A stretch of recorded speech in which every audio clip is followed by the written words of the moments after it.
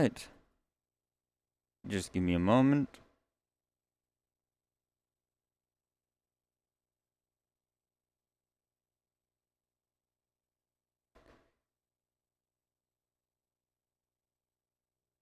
Um...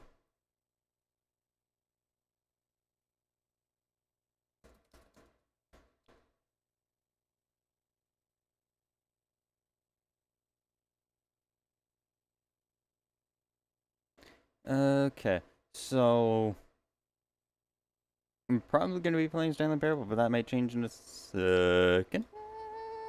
But, oh well, we'll see what happens.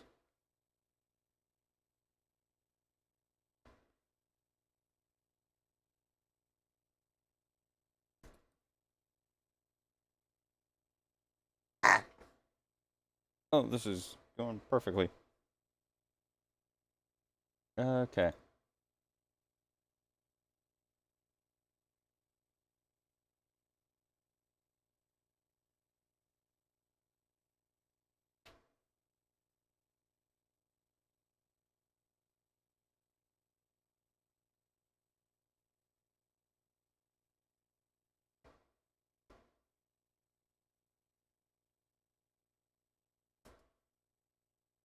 Hmm.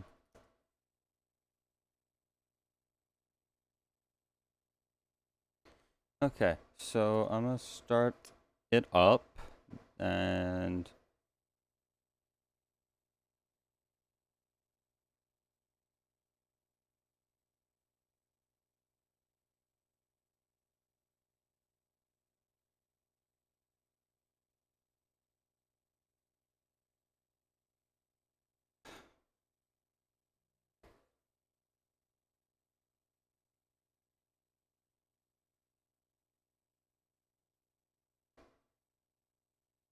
okay, wait a minute, hold on. Oh, yeah.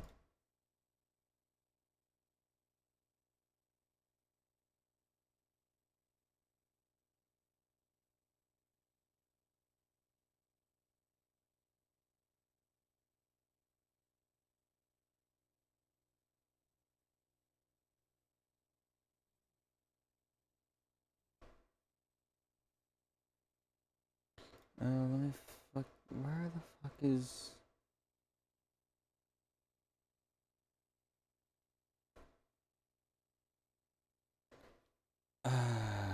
Changing games on a fucking whim, because I have no idea what the hell I'm doing.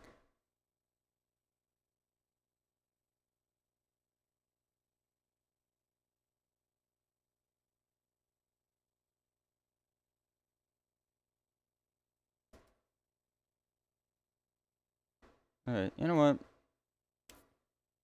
Fuck it. Since I have no idea how long Stanley Parable is, I'm just gonna finish the room because I know how long that is, vaguely. So I'm just gonna fucking do that, and that's just gonna be whatever. So let me start it up, and now.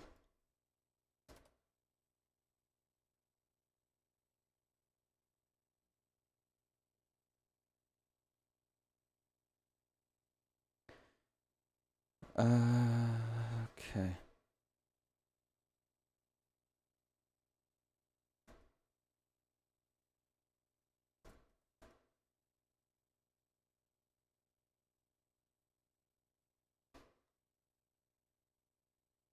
Alright. Just.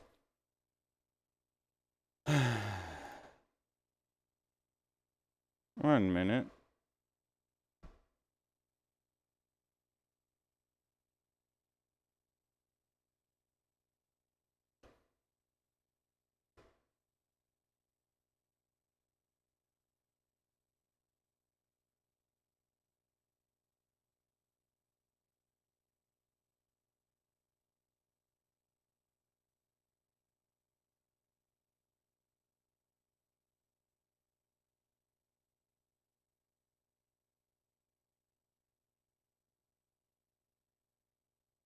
Okay.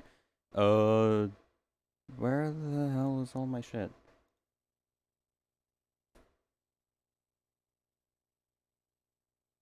I don't know how to spell.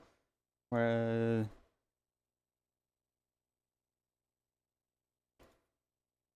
I have no idea how the... What the fuck are words? Ah! Anyway. Where the hell is all my... Everything's going perfectly fine here. Alright, let me fucking start up Stanley Parable. Then...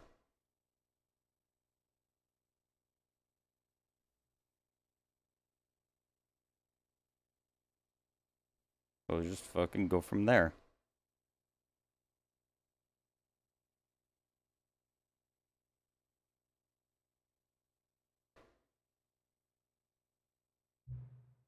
Who's under the current time? What fucking time is it? 8:35. Where the fuck is my mouse? There it is.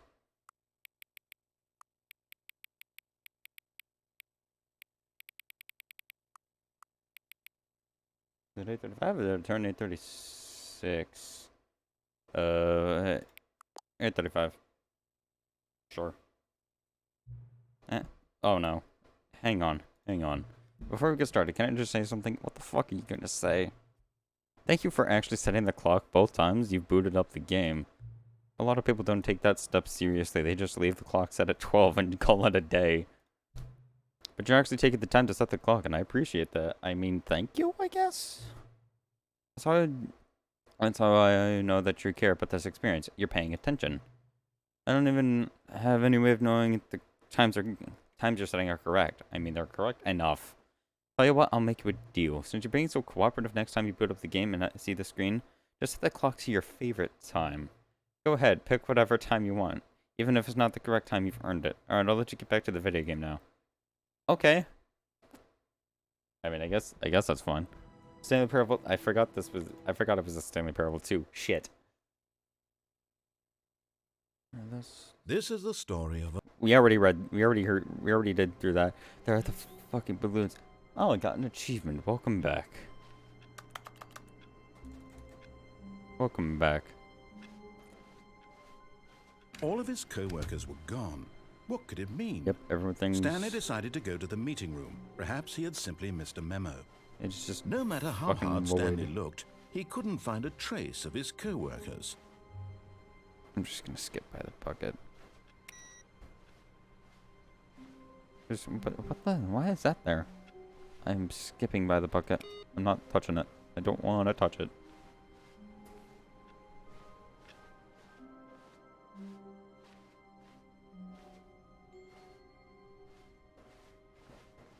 When Stanley came to a set of 2 open doors, he entered the door on his left. Let's just go through it. Basic. And it'll be a good start to whatever the fuck is happening.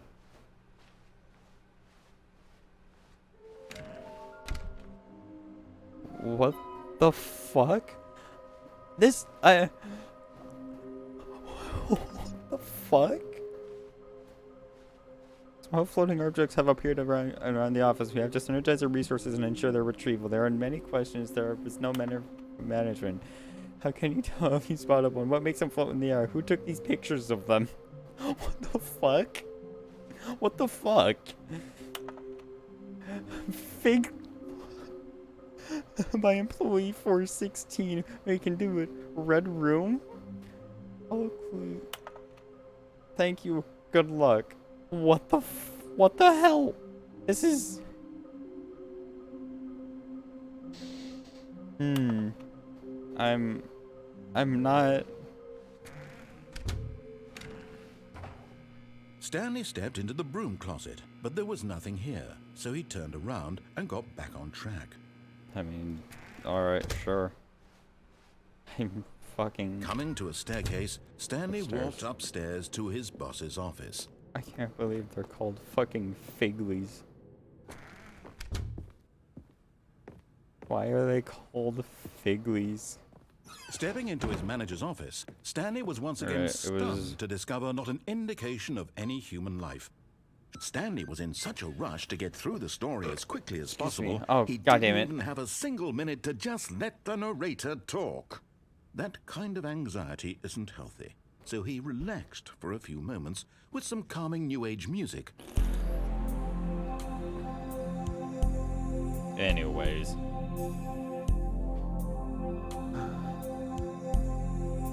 Yep, this sure is calming. Feeling soothed and rejuvenated, Stanley calmly walked forward into the opened passageway. I am anything but calm. I have figured out that there's a fucking name for the little things. For the figurines that are apparently scattered throughout the universe. First Descending fuck, it's deeper now into the fucking building, figurines. Stanley realized he felt a bit peculiar. It was a stirring of emotion in his chest, as though he felt more free to think for himself, to question the nature of his job. Why did he feel this now, when for years it had never occurred to him? This question would not go unanswered for long. Stanley walked straight ahead through the large door that read Mind Control Facility.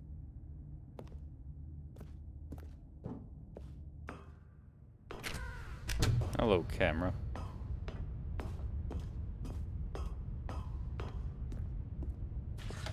The lights rose on an enormous room packed with television screens. What horrible secret did this place hold? Stanley thought to himself. Did he have the strength to find out? Probably not, but oh well, we'll see what happens.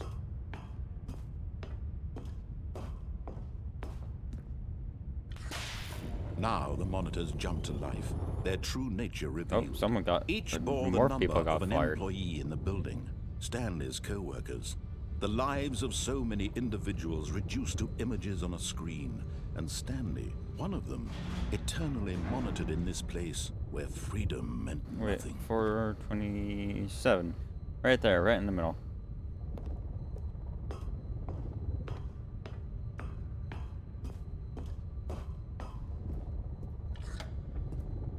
This mind control facility, it was too horrible to believe. It couldn't be true. Can't believe it's a Had mind Stanley control really been facility. under someone's control all this I've time? been fucking Was this the only brainwashed, reason he was apparently. happy with his boring job? That his emotions had been manipulated to accept it blindly? Elevator time. No. He refused to believe it. He couldn't accept it. His own life in someone else's control? Never. It was unthinkable. Wasn't it? Was it even possible? Had he truly spent his entire life utterly blind to the world? But here was the proof. The heart of the operation. Controls labeled with emotions. Happy, or sad, or content. Walking, eating, working. All of it monitored and commanded from this very place. And as the cold reality of his past began to sink in, Stanley decided that this machinery would never again exert its terrible power over another human life. For he would dismantle the controls once and for all. Boop. Ow! Jesus, that's loud.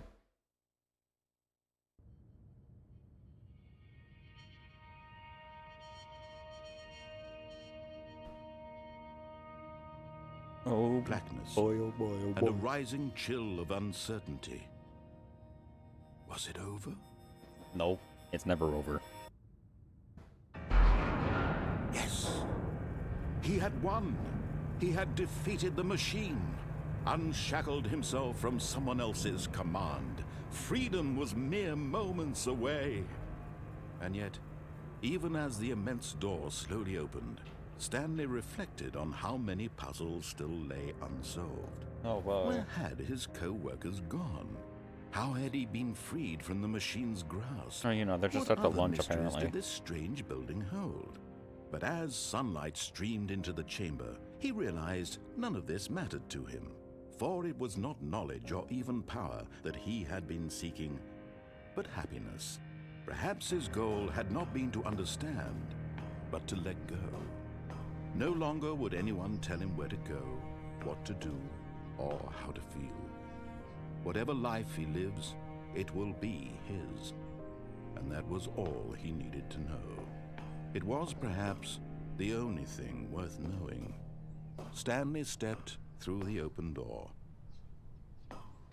Man, everything's so fucking pretty. Stanley felt the cool breeze upon his skin, the feeling of liberation, the immense possibility of the new path before him. This was exactly the way, right now, that things were meant to happen. And Stanley was happy.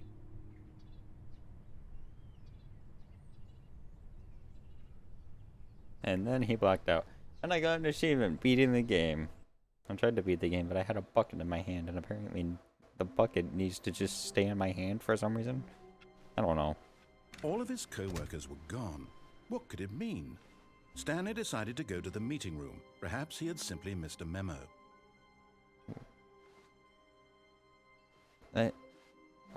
Okay. Stanley lifted the bucket into his arms, and a wave of comfort rushed over him.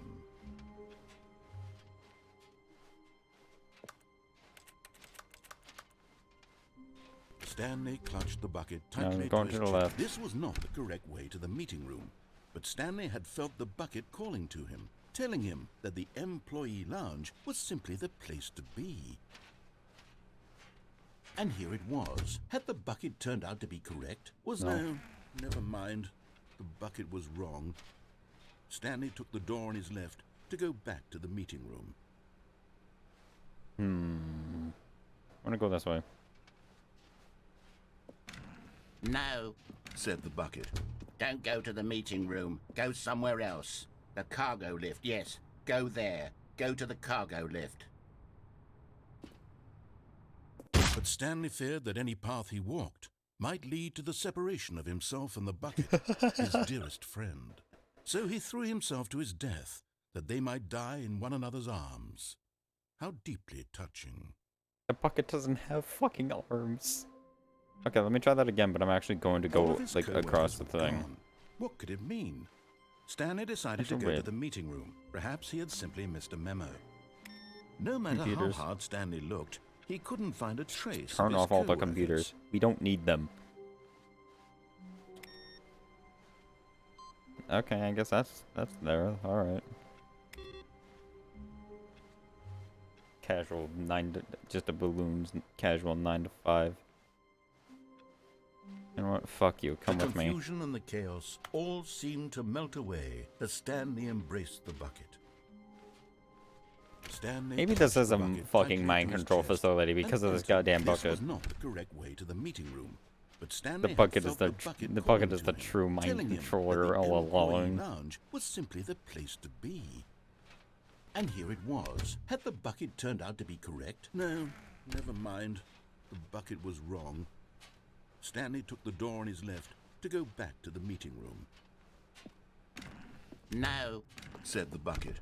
don't go to the meeting room. Go somewhere else. The cargo lift. Good. No, the bucket was wrong. The bucket's always now wrong. ride the lift all the way to the top. There's something up there I need you to do. Stanley did not question why or how this bucket was speaking to him. Oh, it should have alarmed him, of course, because buckets can't talk. But Stanley chose not to think about this obvious fact. What the fuck is my He keyboard was firmly doing? convinced that the bucket had spoken to him, and he unthinkingly did whatever the bucket asked.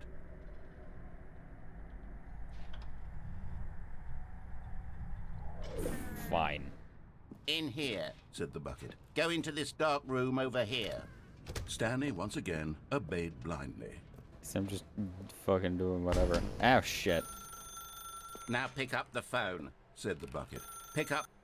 Whoa, hold on. Why did you unplug the phone? Because Were you trying to resist the bucket's orders? Yes. Stanley, I was joking. too bad. Obviously, the bucket isn't talking to you and telling you to do things. Buckets can't talk. It was a joke. Don't you get the joke? It's funny, Stanley. A talking bucket. Can't you see? Oh, goodness. I must have really bungled up the delivery if you actually took me seriously. Where did I mess up the joke? Should I have paused for longer or spoken quicker? Comedic timing is so difficult. I wish I were better at it. But there isn't exactly an instructional what the video hell? on comedy that one can watch to fully... Oh, wait, yes, there is. It's sitting right here. Let's take a look.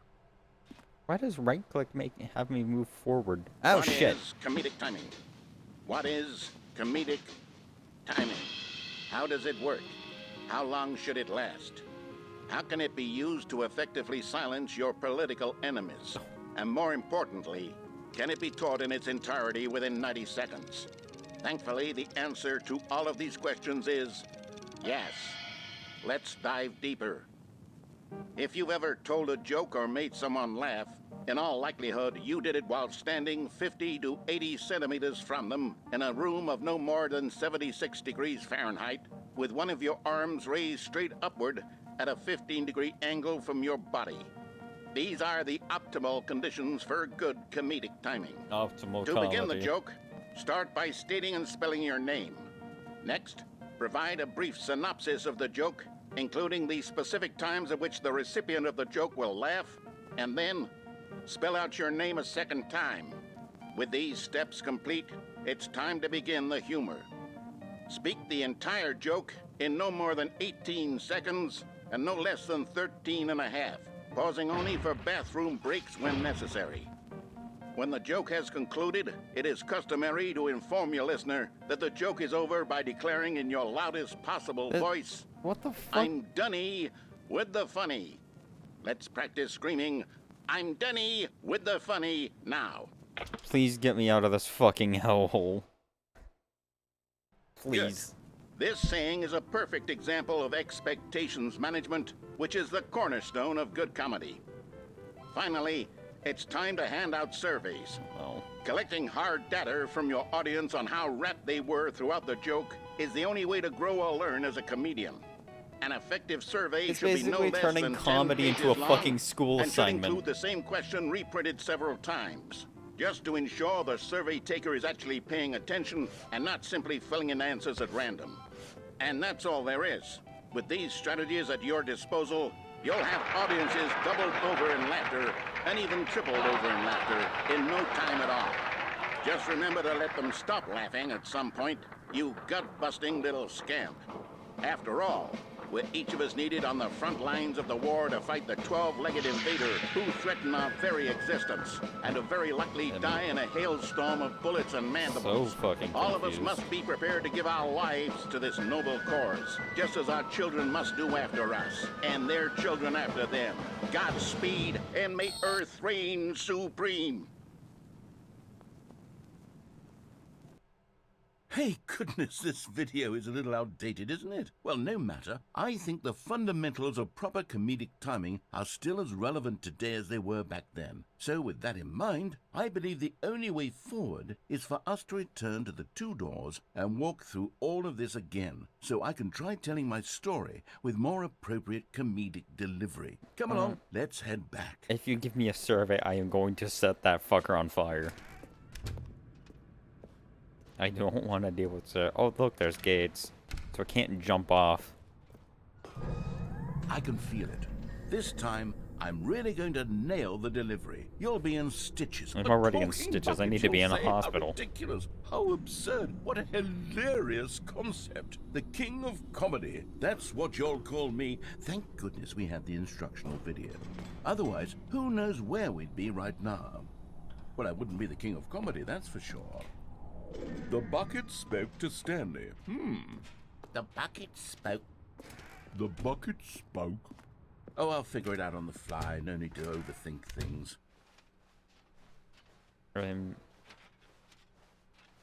Oh, okay.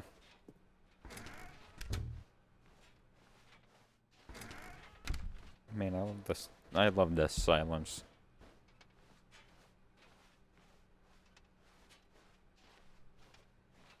Here we go. You ready? No. When Stanley and the bucket came to a set of two open doors, they entered the door on the left.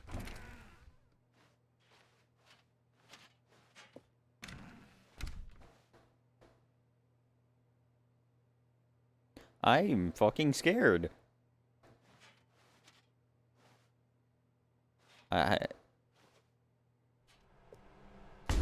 What? We're back at the phone already? No. What's going on? There was supposed to be several rooms leading up to this. There was supposed to be a build-up to this point. A dramatic display of remarkable comedic wit which culminates in this scene with the phone. Surprise. Now the timing's completely off. The joke will never land. Well, not the way it was meant to. And it's all my fault. I must have forgotten that the phone room comes immediately after the two doors room. What an egregious mistake. I've made a fool of myself. I don't deserve the title of King of Comedy. I'm nothing. I'm not even the lowliest joke-telling whelp. I think I need to go back and rewatch that. Oh, god damn it. No, please don't make me watch it again. Yes, surely that will help me improve my... Oh, no. Here we go. Oh, ready? Okay. When Stanley and the bucket came to a set of two open doors, they entered the door on the left. This is my left. It's dark again. Phone? What? We're back at the phone already? No. Here we go. You ready? When Stanley and the bucket came to a set of two open doors, they entered the door on the left. You know, fuck it. Let's just go through the... No. You were supposed to go through the door on the right, leading back to the phone. Did you not even look at the instructional video? I think this is all covered very clearly. There's no way I can make the comedic timing work now. It's done. The joke is completely done and over. It's all your fault, Stanley. I'm going to be ridiculed in the community of other joke writers. I'm going to be shamed at every one of our meetings from now on. All because you couldn't watch a simple video and take a hint. Are you proud of yourself for bringing me down, Stanley? Yes. Are you proud? Stanley, you love the bucket so much it's like you... it's as though all of your other most prized possessions pale in comparison. Yes. Well, let me try that again, Stanley. I heard that you are pale with shame over how unabashed... I still have the bucket in my hand. Apparently I'm above the room. What the fuck? Is it the delivery? Pale with shame. Pale with shame? Pale... What's another word to describe a bucket? Stanley, this bucket is so metal, I think I saw it playing guitar. No. We're getting away from making fun of Stanley's obsession with the bucket, which was the whole point of this. I'm no good at these jokes. I need more instructional videos. That's exactly... Sorry, Leroy. That's what will make me the king of comedy again. More instructional videos. Oh, no. Let's see.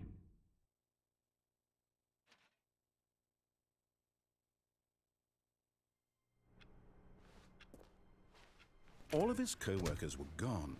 What could it mean? Stanley decided to go to the meeting room. Perhaps he had simply missed a memo. No matter how hard Stanley looked, he couldn't find a trace of his co-workers. At first, Stanley assumed he'd broken the map, until he heard this narration and realized it was part of the game's design all along. He then praised the game for its insightful and witty commentary into the nature of video game structure and its examination of structural narrative tropes. So, now that you're here, what do you think? Isn't this a fun and unique place to be? Why don't we take a minute just to drink it all in? It is. Okay, I'm over it now. What do you think? Are you sick of this gag yet? Well, Yes. I don't know how to say this politely, but you could literally just hit escape and restart the game any old time you want. Like, right now. You could have done it. Yep, I'm doing it again. Anyway, moving on. All of his co-workers were gone. What could it mean? Stanley decided to go to the meeting room. Perhaps he had simply missed a memo. Wait, look at computers. Zerg computers. No matter how hard Stanley looked, he couldn't find a trace of his co-workers. Wait. Oh, please. Are you really just doing this for the achievement? As I was looking Click at a the door 5 achievements. times. Is that all that you think an achievement is worth? No. Click a door 5 I can't times. just give these merits away for such little effort. A measly 5 clicks. Now suppose you were to click the door 20 times. I would say that's the kind of effort that warrants recognition.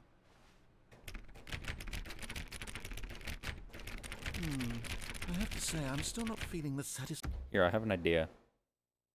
Yeah,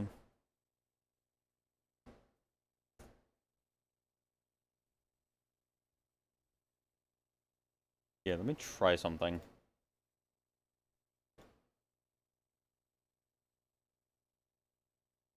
Satisfaction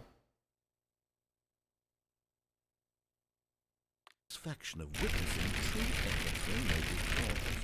Perhaps 50 clicks will do it, yet almost certainly 50 No, I'm still not thinking about it. I can't fucking hear anything. A true reward for valiant effort. I want to see some hustle, Stanley. I want to see commitment, a willingness to go all the way, no matter what the cost. Why don't you go put 20 clicks into door number 417? I mean, I guess I'm going to 417.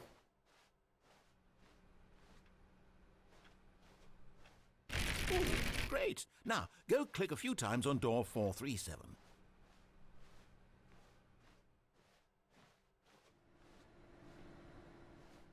Excellent. I think we're getting somewhere. Now, door 415. Let's give it 10 clicks or so. 415, where's...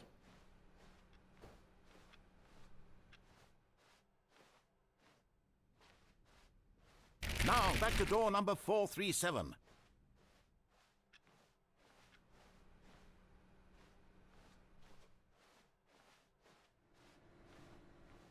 Let's see. How about you click on, well, I don't know, the copy machine. All right, back to room 417. I'm really feeling it now. I think we're getting somewhere. I have no idea what the fuck is happening. I'm just going along. Okay, now go climb on employee 419's desk.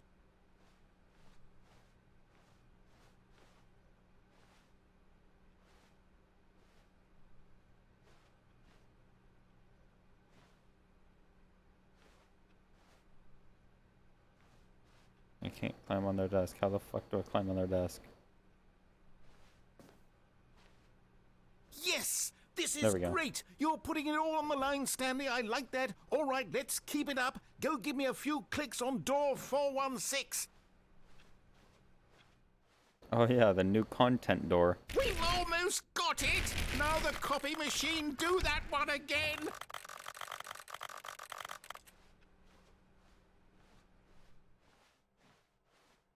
Finish it off, Stanley! 5 clicks on... Yes! We did it! Oh boy. Oh, wow. That felt amazing. Oh, you really earned it, Stanley. Nothing could hold you back. I Yes, got I'm an very achievement proud of how thumbs far up. we've come today. Just think, only a few minutes ago, you believed an achievement was worth 5 little clicks. Really? What were you thinking?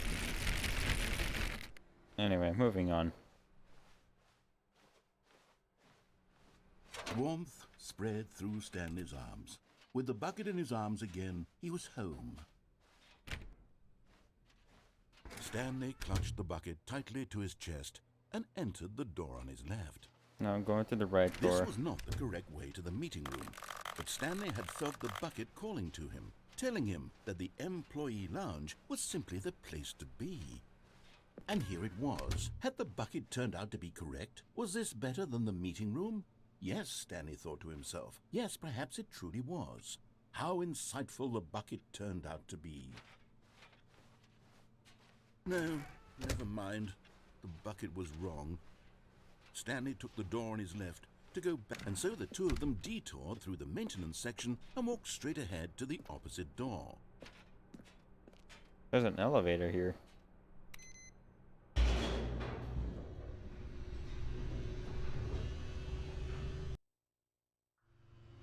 Oh, good, Stanley. I'm glad you found your way here. I What? knew you'd find this place eventually. What the fuck? You see, your friends and I are concerned for you, Stan. What the fuck is We've come this? together here because we care about you very much. It's this bucket you're carrying around everywhere. The bucket isn't even from the original Stanley Parable. It's just sequel content. We're the ones that matter, Stanley. Classic characters from the first game, like the Adventure Line and the Broom Closet. Because that's what fans want from a sequel. They want more of their favorite jokes, not this bucket that they've never seen before. Yes, I know I'm the one who gave you the bucket, but you're spending too much time with it. This is your Don't you fucking want another fault. story involving the Adventure Line? We could make the Adventure Line go somewhere new. Yes, yes, that's what the fans want. Let's do it. Whee! Look at that wacky line. Who knows where it'll go off to next? Oh, and it played some silly music as well. I'm fucking baffled. What the hell is this? Now this is what the Stanley Parable is all about. Don't you remember all those great jokes from the original dialogue? Jarring. Also, Stanley is addicted to drugs and hookers. Yes, it's as classic now as it was back then. Let's do it for the fans, Stanley. Let's give them more content exactly like this. But if we want to do that, you're going to have to give something up. I have a feeling it's gonna be the bucket. I am 100% willing to give this fucker up. Don't you get it, Stanley? We need to get rid of the bucket. That's why I'm very proud to introduce a brand new character. This is the Bucket Destroyer. I think it'll make a wonderful new addition to the rich lore of the Stanley Parable. True, it also was not in the original game, but it's such a well-fleshed-out character with so much personality that to me, it already feels as though it's been part of the cast all along. Don't you agree?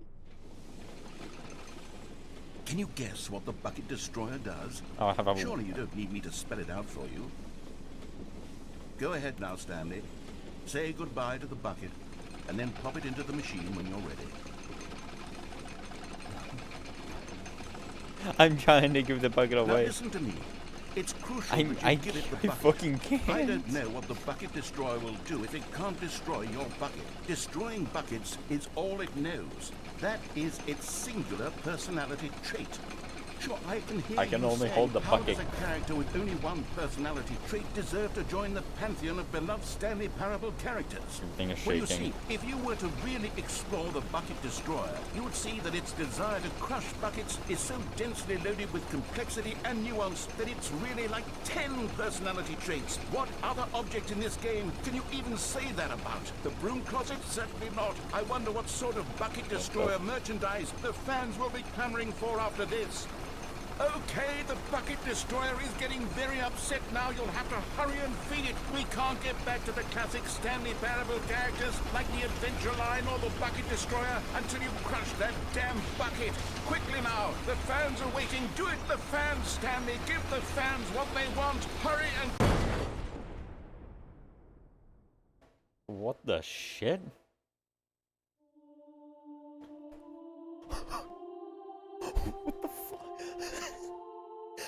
Bucket Destroyer, my prized creation.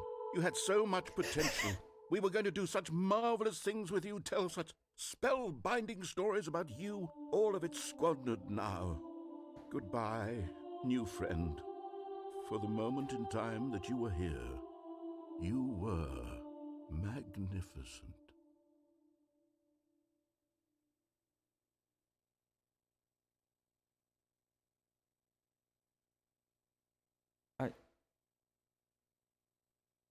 Alright.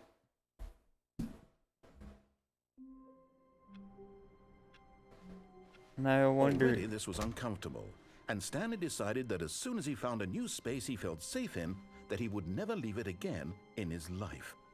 I'm just gonna pass by the bucket. That fucking thing is cursed.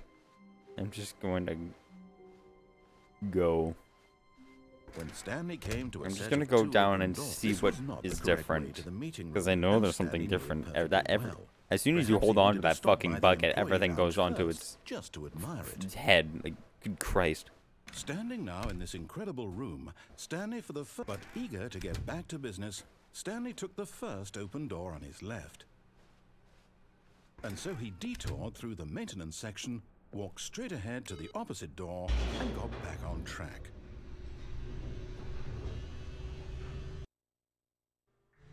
But Stanley didn't want to go back to the office. He wanted to wander about and get even further off track. So now in order to get back, he needed to go, from here it's, left. Oh, no, it's to the right, my mistake. No, not the right. Why would I have ever said it was to the right? What the fuck? What was I thinking? It's clearly... Oh dear, would you hold on for a minute, please? Now, let's see. We went down, right, left, down, left, right. Yep. Okay, yes. I've got it now. This story is absolutely, definitely this way. Oh, hello, truck. Honk. No. This isn't right at all. You're not supposed to be here yet. This is all a spoiler. Quick, Stanley, close your eyes. Okay.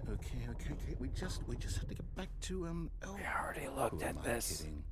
It's all rubbish now. The whole story completely unusable. How about, rather than waste my time trying to salvage this nonsense, we'll just restart the game from the beginning. And this time, suppose we don't wander so far off track, Okay, from the top. The balloons are gone. All of his co-workers were gone. What could it mean? Stanley decided to go to the meeting room. Perhaps he had simply missed a memo.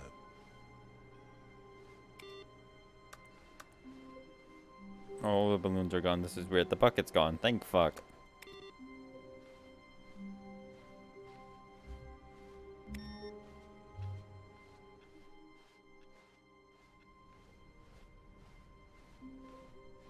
When Stanley... Wait. The fuck? What? No, I restarted. I swear, I definitely restarted the game over, completely fresh. Everything should be... Oh, did something change? Stanley, did you change anything when we were back in that room with all the monitors? Did you move the story somewhere, or... Hold on. Why am I asking you? I'm the one who wrote the story. I have no idea. Don't yell at me. Just a minute ago. I know for sure that it's here somewhere. Okay, then. It's an adventure. Come, Stanley. Let's find the story.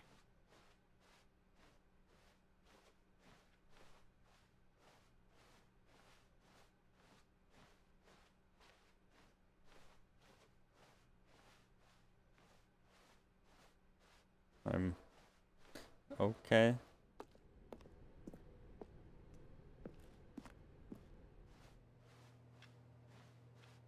What? I'm fucking back here again. What the hell? I'll say it. This is the worst adventure I've ever been on. I can promise you there definitely was a story here before. Do we need to restart the game again? Well, I find it unlikely that we'll ever progress by starting over and over again, but it's got to be better than this. Okay, let's give it a shot. Why not?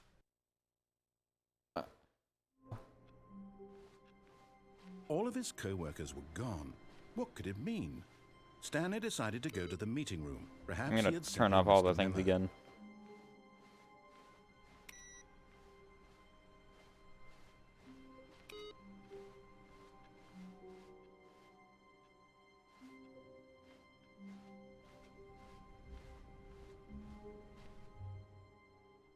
There's... Okay, yep, it's worse. I might be remembering this wrong. No doors. It's possible the story is back where we just came from. Why don't we go back the other direction and see if we missed anything?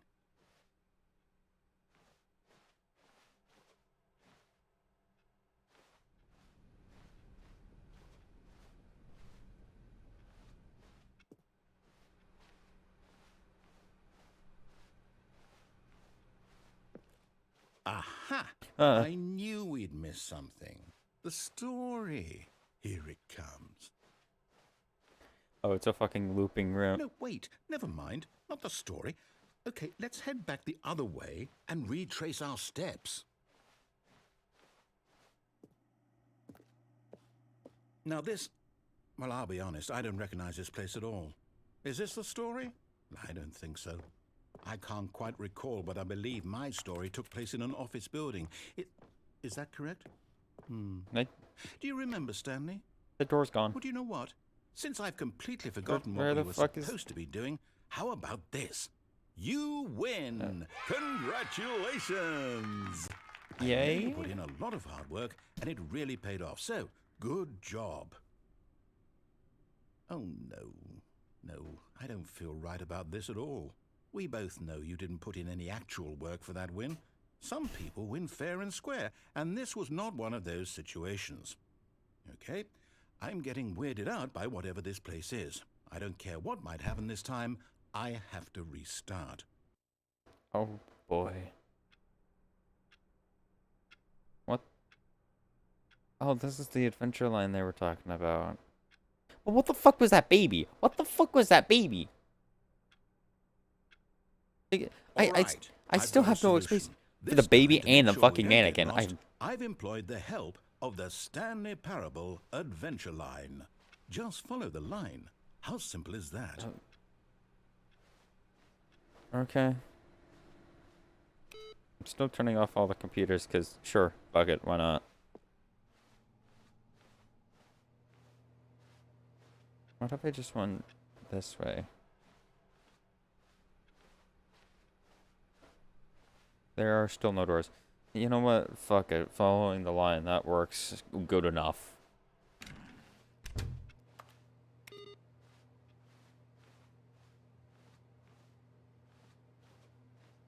So, just follow the line, I guess? Oh, hey, look. Game. I can't turn it off. Oh, well. Wait, 4B6. 4B5, 4B4, 4B7. You see? The line knows where the story Fuck. is. It's over in this direction. Onward, Stanley, to destiny. Though, here's a thought. Wouldn't wherever we end up be our destination, even if there's no story there? Or to put it another way, is the story of no destination still a story? Simply by the act of moving forward, are we implying a journey such that a destination is inevitably conjured into being via the very manifestation of the nature of life itself? Okay, Stanley, I need to follow this train of thought for a minute. Just stick with me. Now, we can both agree that the nature of existence is in fact a byproduct of one's subjective experience of that existence, right? Okay. Now, if my experience of your existence rests inside of your subjective experience of this office, is this office, in fact, the skeleton of my own relative experiential mental subjective construct? Whoa. Hang on. That got a bit weird back there. Well, I'd like to apologize. Not sure where I was going with all that. You know what? I think what we need right now is a bit of music to lighten the mood. God. That fucking scares me.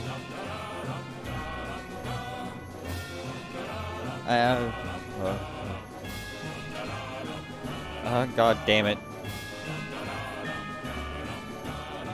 Oh. That is loud as shit. 432. Good fucking lord.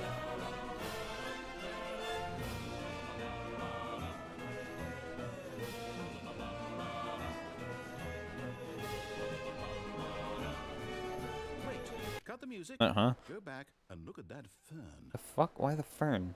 Stanley, this fern will be very important later in the story. It's a fucking plant. Make sure you study it closely and remember it carefully.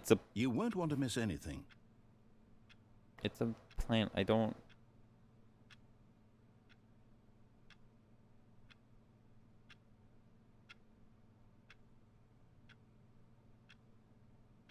I'm just gonna keep going. Wait, what? We're back at the office? No. Line, you do know we're looking for the Stanley Parable, right? The story? Is any of this ringing a bell? Oh, no, not again, Line. How could you have done this to us? And after we trusted you, after everything we've been through, you... Well, I can't take this anymore. To hell with it. Restart.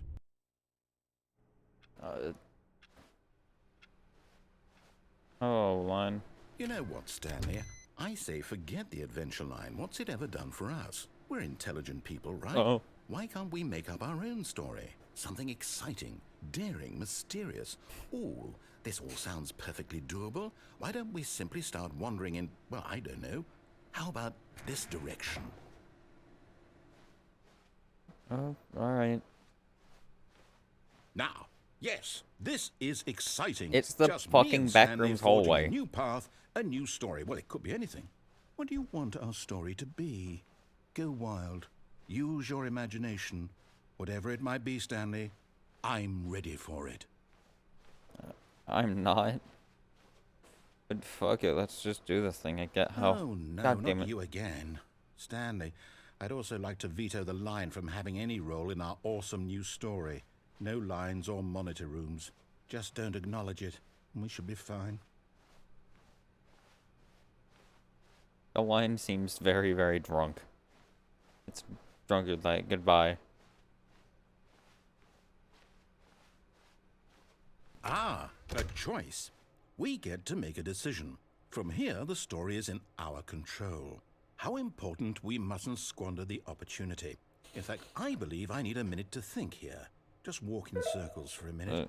Nope. Okay, so I know that each door has to lead somewhere, which means that somewhere, the place where we're trying to go, there must be a reverse door that leads here. And that in turn means that our destination corresponds with the counter-inverted reverse door's origin. So starting from the right, let us ask, will taking the right door lead us to where we're going? And since the answer is clearly yes, then by all accounts, the door on the right is the correct one. Another victory for logic. Come, Stanley, our destiny awaits. Oh, your choice does not matter. Oh, hold up, what's this? The confusion ending. You're telling me that's what this is? It's all one giant ending?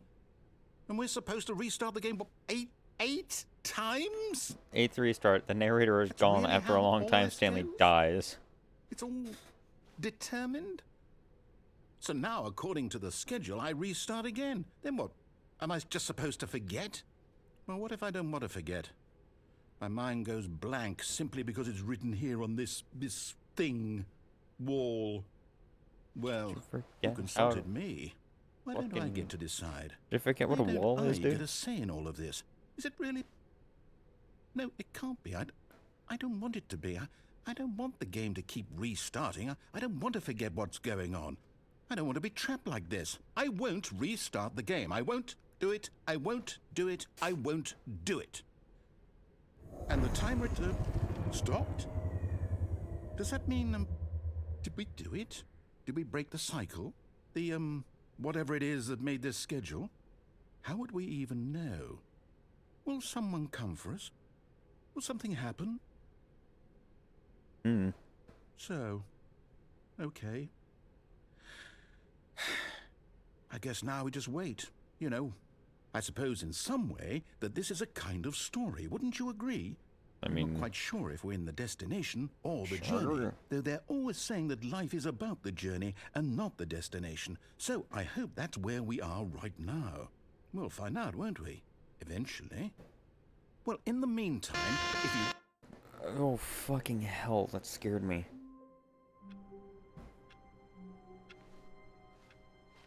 All of his co-workers were gone. What could it mean? Stanley decided to go to the meeting room. Perhaps he had simply missed a memo. What the Wait, did it turn left or did it turn right? I don't remember what direction shit was in.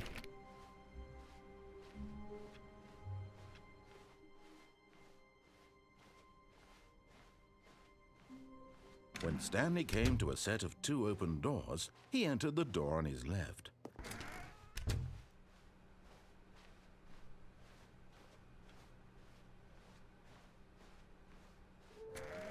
God damn it, this fucking thing again.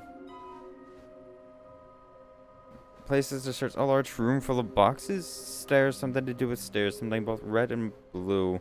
Nearby a fireplace, a private but smelly place for an important person.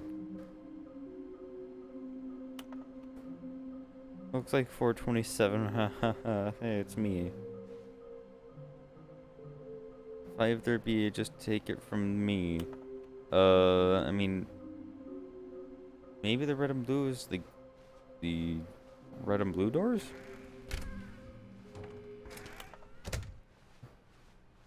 Stairs. Coming to a staircase, Stanley walked upstairs to his boss's office.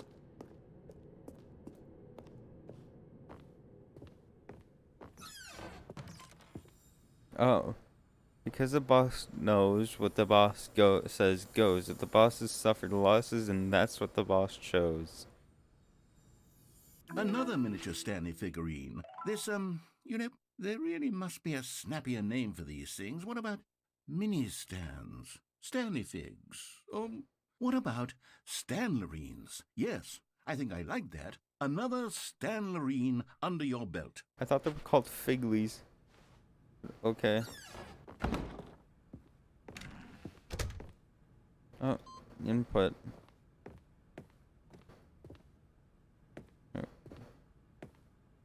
If I just... Okay, I think we all... What the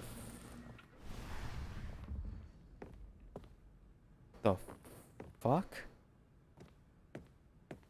Why did it just turn into a fucking abyss door? Okay, I'm just... Okay. I was just gonna do a funny.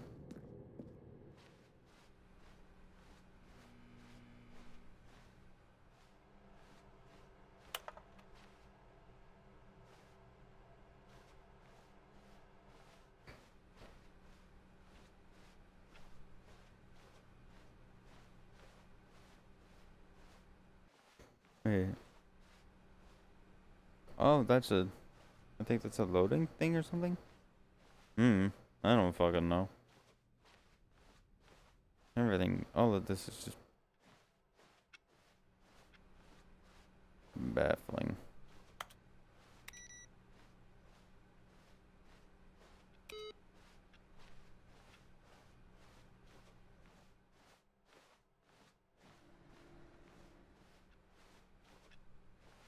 Oh boy, another abyss. Oh boy. Oh.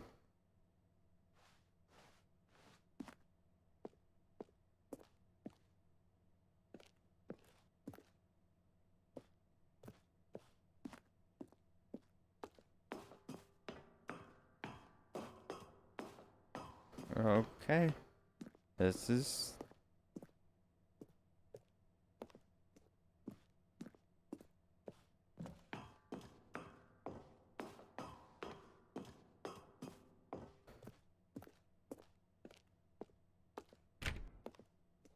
This is a thing, I guess.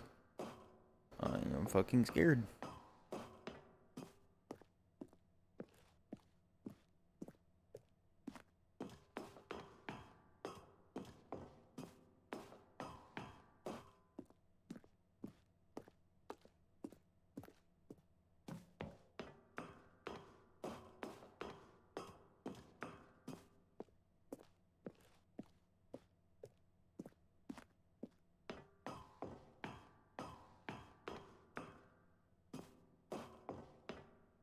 Ooh.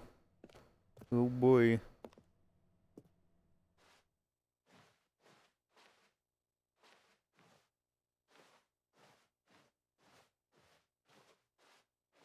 Oh. I mean, I guess there's an escape out in an office building. I guess that works.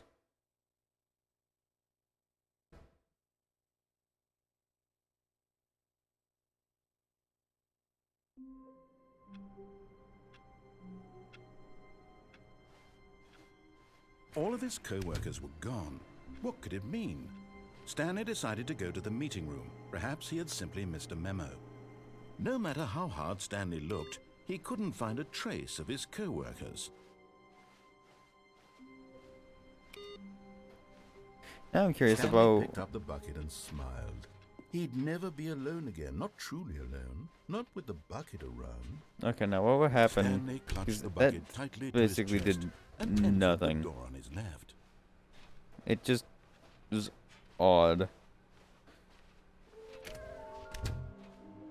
Somewhere with red and blue. I mean, the stairs. Something to do with stairs. A large room full of boxes. I don't... There will be a reward for finding them all. Lies. Who are you? 666 lol.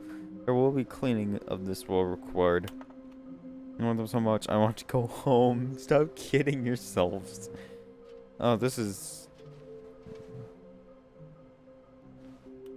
Produce one plank to allow ease of access past fence. Construct bridge to allow collection of shiny float. Tree Chris's remains from warehouse floor. Construct new structurally sound bridge. We need more planks. What? I'm scared about, like, what exactly happened to Chris.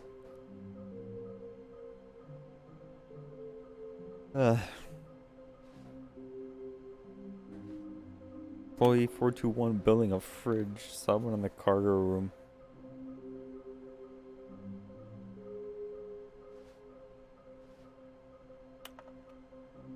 Huh. This. Okay. Coming to a staircase, Stanley and the bucket walked upstairs to the boss's office.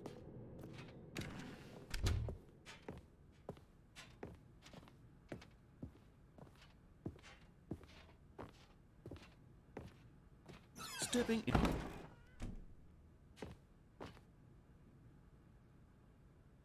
I guess it didn't turn into an abyss door?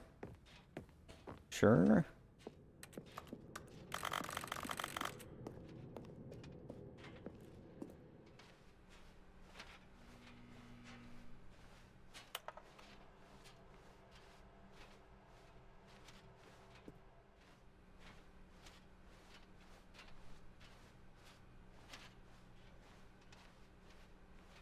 I have no idea what the fuck this is meant to be.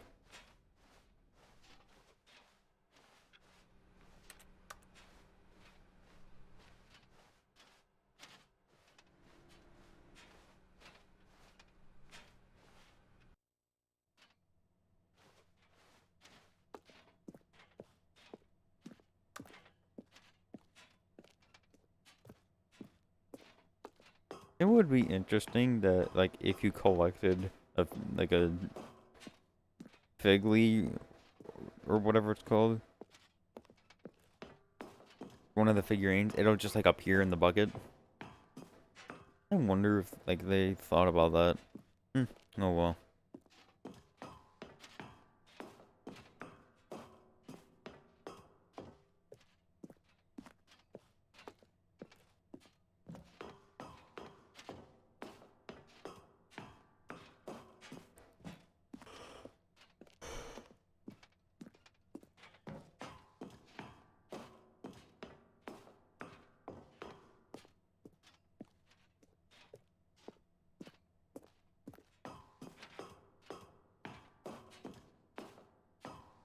Escape pod launch bay 3. Oh, I think my keyboard's doing some funky shit again.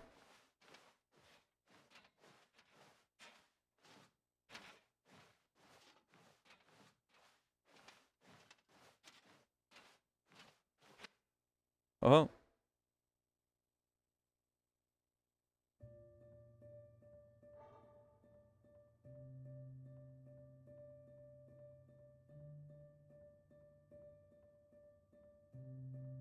What the fuck? What the f-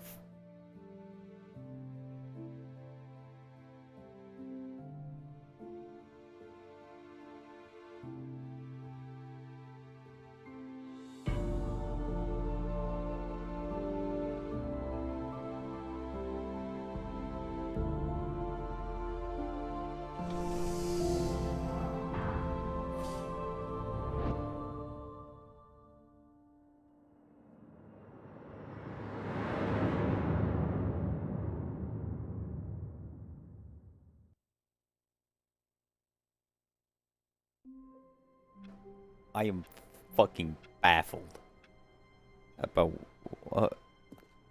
Wait. Oh.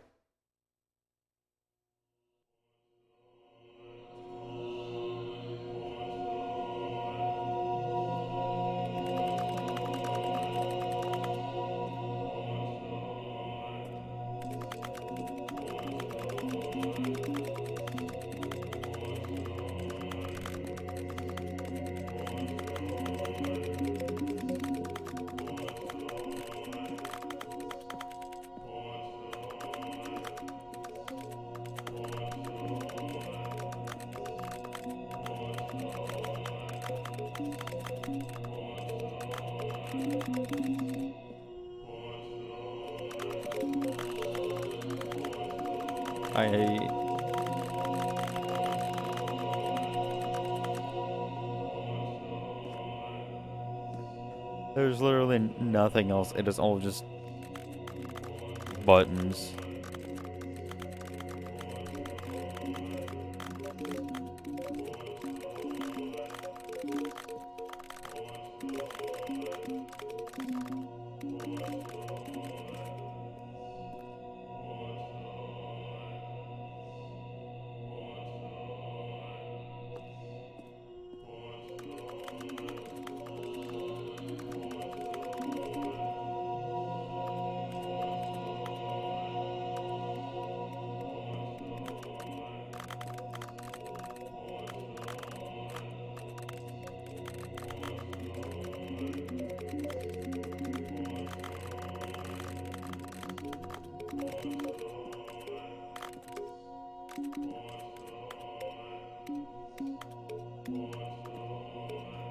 Sound is coming from over here.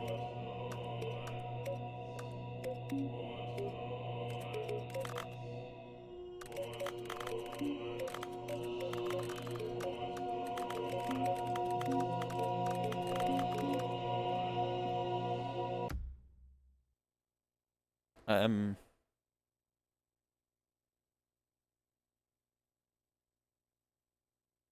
have no idea what the fuck is happening. I am just confused to all hell.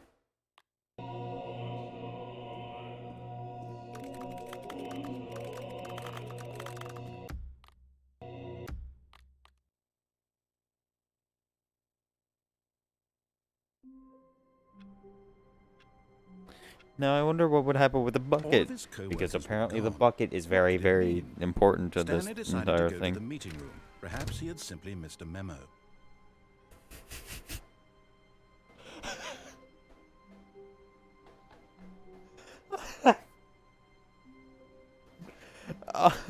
Okay, because I let the bucket go, they just gave me an extra bucket. And try not to lose this one too, you dolt.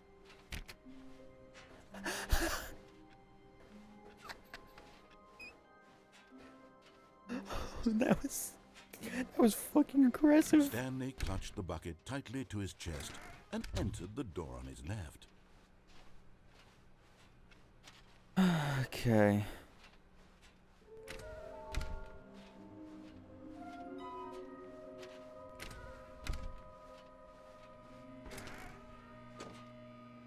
Oh, Stanley, can you feel it? The broom closet. It wants the bucket.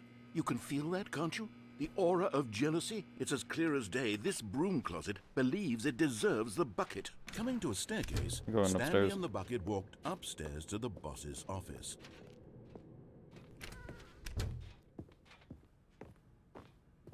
Stepping into his manager's office, Stanley was once again stunned to discover not an indication of any human life.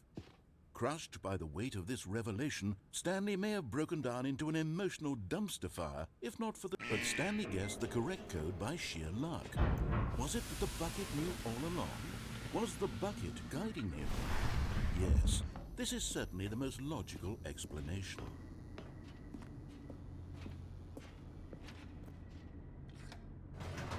What would happen if I turn the power back on?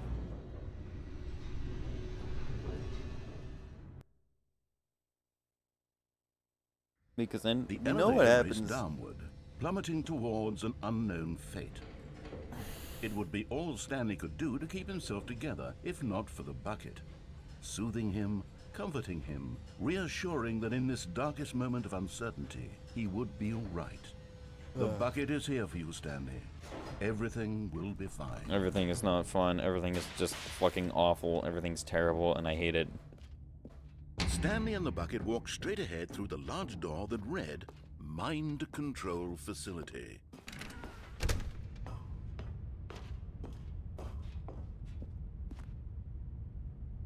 So we already know what happens if they push this button. The lights rose on an enormous room packed with television screens. What horrible secret did this place hold? Stanley and the bucket both wondered to themselves.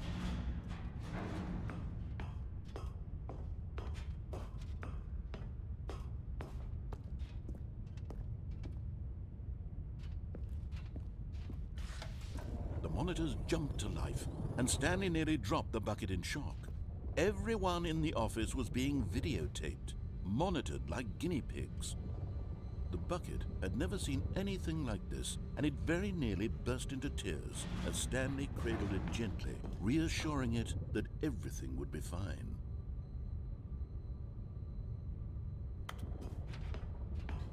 Anyways, let's just continue going with this so I can turn the fucking power back on. Was the bucket under the mind control facility's influence as well? Had the bucket been told to do things it didn't wish to do? What kinds of things does a bucket want to do or not want to do in the first place? These questions raced furiously in Stanley's feeble mind. No! He screamed into the bucket. He couldn't accept it. His own life in someone else's control, never! He squeezed the bucket tighter, his one friend in the entire world. At this point, he could trust no one except for the bucket. But here was the proof. The heart of the operation. Controls labeled with emotions, happy or sad or content. Walking, eating, working, all of it monitored and commanded from this very place. And as the cold reality of his past began to sink in, Stanley decided that this machinery would never again exert its terrible power over another human life. For he and the bucket would dismantle the controls for good. Two best friends, Stanley and the bucket, up against the world. They high-fived in a really cool way. But at the last second, the bucket jumped in and pressed the button to turn on the controls. Stanley gasped in horror. Yes. Had this been the bucket's plan all along? To take over the machine and claim the power for itself? How could the bucket have betrayed him like this? Stanley was prepared to throw the bucket away in disgust when suddenly an image appeared upon the enormous screen. Birds. Silly birds. The control buttons became active again.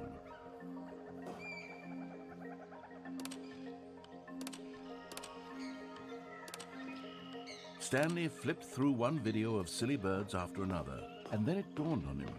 This wasn't a mind control facility at all. It was a facility for monitoring and surveilling silly birds all over the world.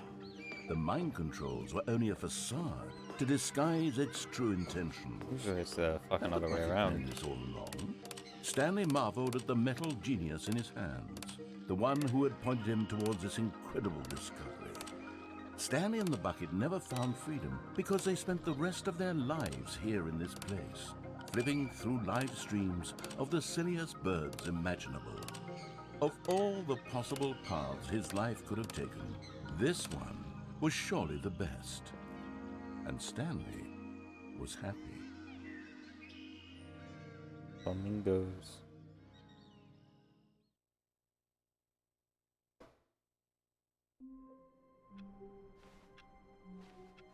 I can't wait to tell this story to my co-workers, Stanley thought. How amusing they'll find it.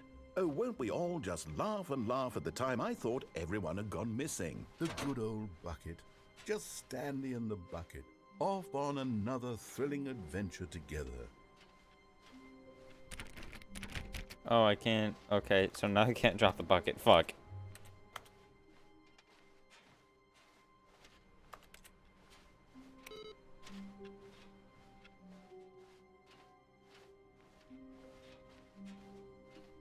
Stanley clutched the bucket tightly to his chest and entered the door. This was not the correct way to the meeting room, but Stanley had felt the bucket calling to him, telling him that the employee lounge was simply the place to be. I don't remember if I And jumped here it off with the was. bucket. Had the bucket turned out to be correct? No, never mind.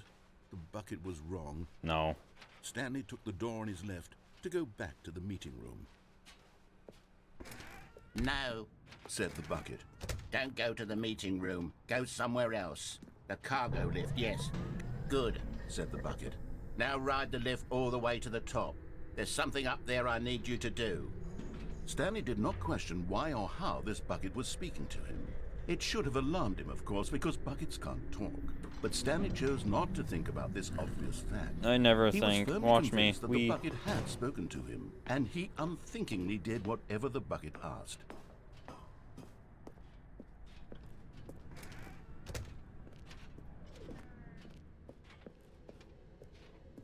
No, stop. Look there on the wall. You see, there's a sign right there. It says, no buckets past this point. Stanley, how could you think it was okay to bring the bucket here? Unless, what if the problem is that you actually don't know what is a bucket and what isn't a bucket?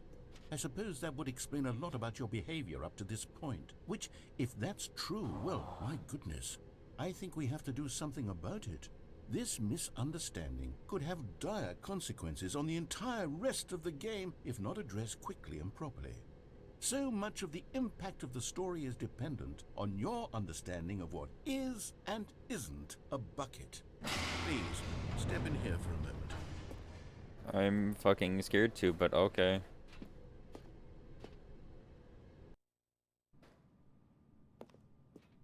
Oh, what? Now then, I'm going to run you through some test scenarios, and you'll tell me whether or not the thing I'm showing you is a bucket. Simple enough, right? This should tell us everything we'll ever need to know about what is or is not a bucket. Okay, let's begin. Everything's a fucking bucket. Item 1. Is this a bucket?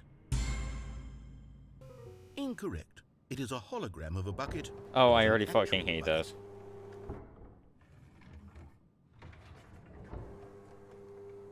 Item 2. Is this a bucket? Incorrect. It is a 3D printed recreation of a bucket, not an actual bucket.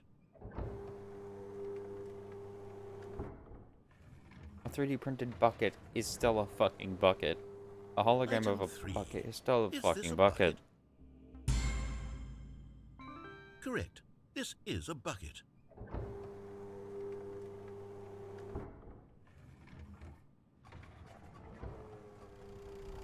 Item 4.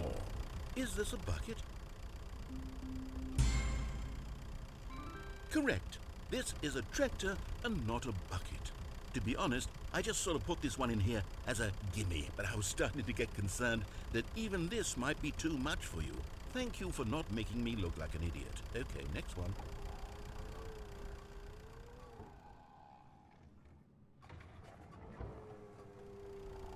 Is this a bucket? Why the fuck is there another tractor? Incorrect. This is a bucket.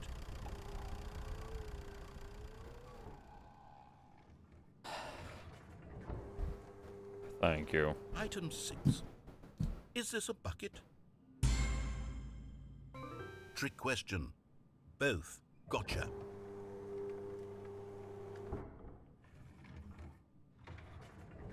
Item... Wait, hold on. I can't find the next one. Let me see. It should be around here somewhere.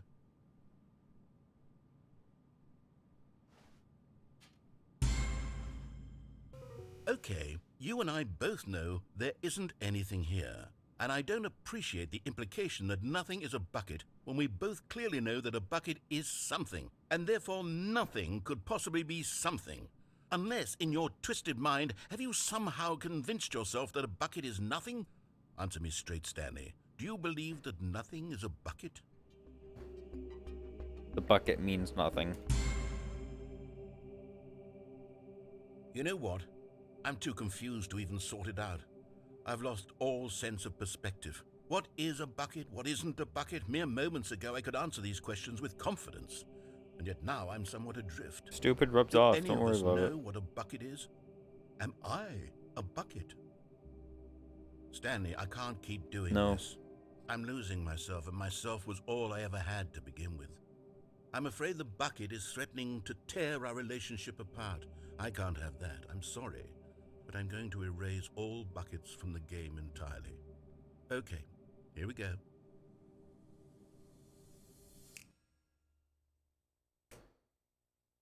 What Snap. happened? Is everything gone? Why did everything disappear? Wait, was everything a bucket? Every single thing in the game was a bucket? Oh my God, I had no idea. How could... except me. I'm not a bucket after all. And you, Stanley, you're still here. You're not a bucket either. Oh, this is wonderful news. We're not buckets. Yes, I actually feel much more at ease right now. It's delightful to get some clarity on that issue. But it doesn't change the fact that we haven't got a game. So, tell you what. I'll reset everything and we'll put back all of the buckets, okay? and we'll know that it's all a bucket. But if you run into anyone else, maybe don't mention that. Who knows what that information might do to a person. All right, here we go. I'm definitely not streaming this. Definitely not. Secret's safe. Sure. All of his co-workers were gone. What could it mean? Stanley decided to go to the meeting room. Perhaps he had simply missed a memo. Actually, I haven't gone across a thing yet, for...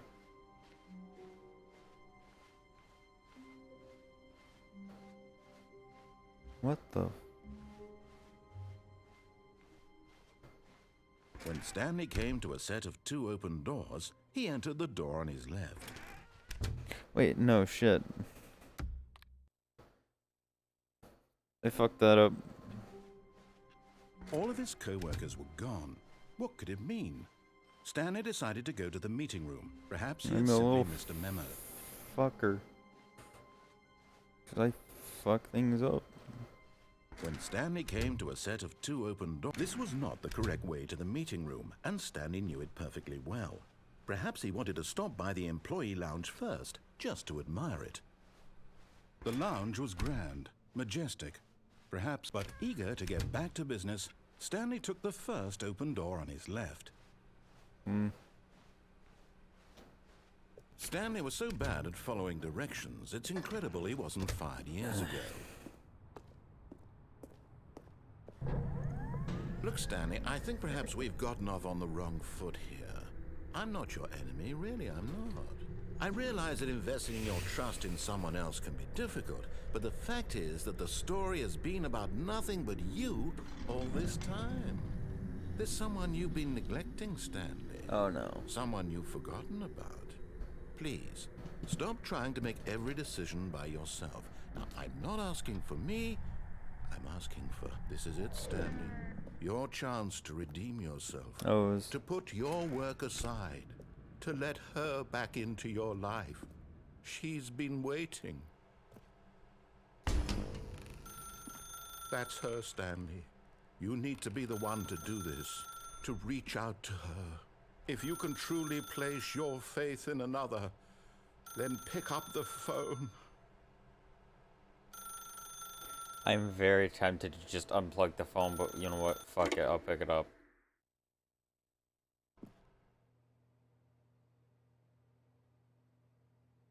Do I really? Stanley, is that you?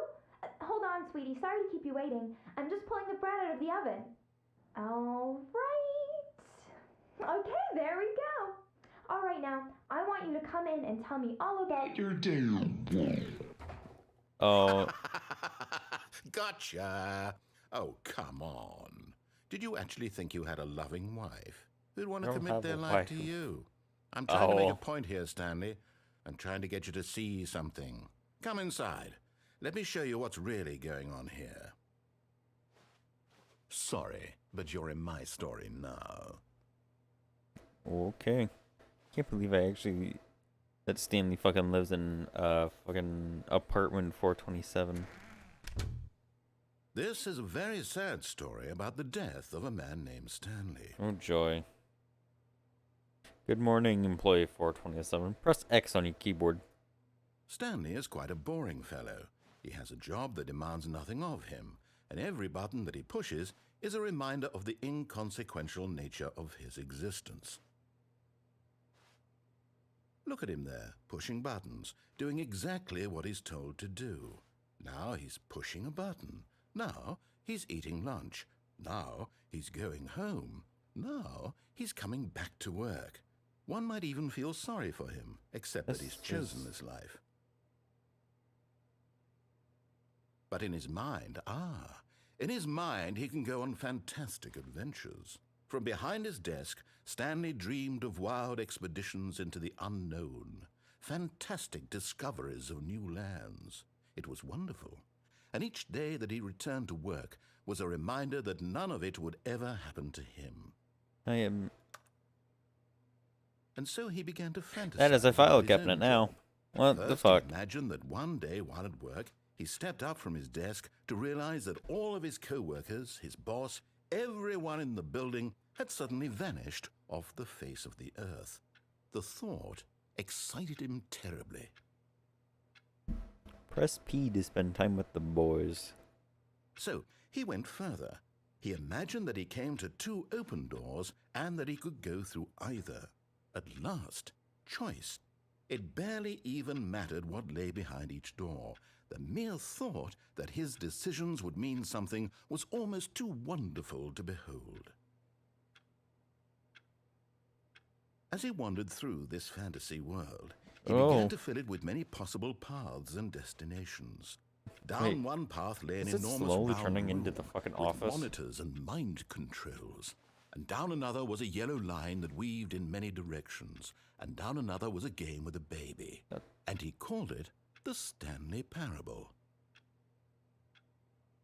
It was such a wonderful fantasy, and so in his head he relived it again, and then again, and again, over and over, wishing beyond hope that it would never end, that he might always feel this free. Surely there's an answer down some new path, mustn't there be? Perhaps if he played just one more time. But there is no answer. How could there possibly be? In reality, all he's doing is pushing the same buttons he always has. Nothing has changed. The longer he spends here, the more invested he gets, the more he forgets which life is the real one. And I'm trying to tell him this, that in this world he can never be anything but an observer, that as long as he remains here, he's slowly killing himself. But he won't listen to me. He won't stop. Here, watch this. Stanley, the next time the screen asks you to push a button, do not do it.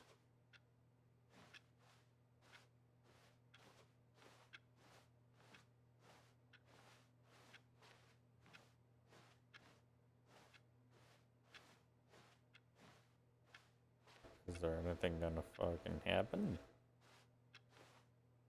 Hello? Okay. You see? Can he just not hear me? I can. How can I tell him in a way that he'll understand that every second he remains here, he's electing to kill himself? How can I get him to see what I see? How can I make him look at himself? I suppose I can't, not in the way I want him to. But I don't make the rules. I simply play to my intended purpose, the same as Stanley.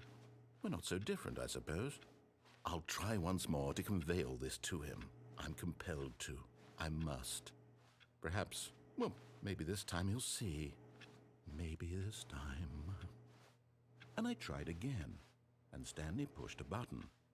And I tried again, and Please Stanley die. pushed a button. And I tried. Oh shit, guess I died.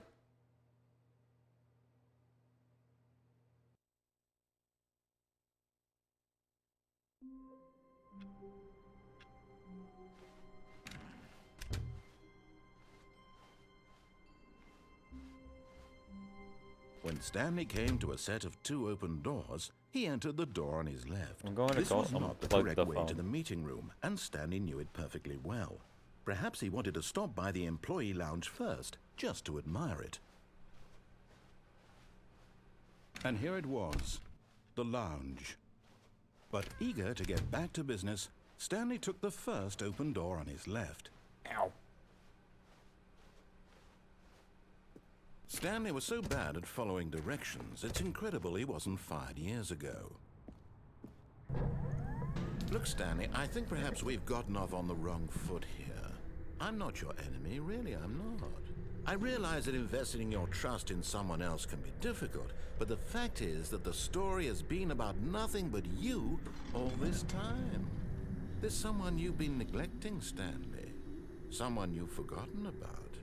Please, stop trying to make every decision by yourself. I'm Now, doing I'm not asking for me. fucking This is want. it, Stanley. I'll do what I Your want. chance to redeem yourself, to put your work aside, to let her back into your life. She's been waiting. That's her, Stanley. You. Oh, no, you can't. Yes, I can. Did you just unplug the phone? Yes. Now, that wasn't supposed to be a choice. How did you do that? It just You went yoink. actually chose incorrectly? I didn't even know that was possible. Let me double check.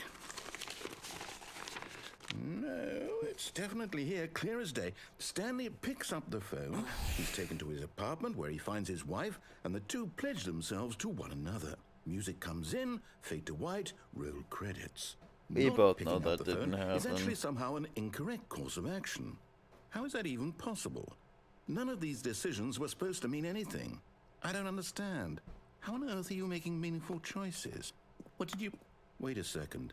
Did I just see... No, that's not possible. I can't believe it. How have I not noticed it sooner? You're not Stanley. You're a real person. Surprise. I can't believe I was so mistaken.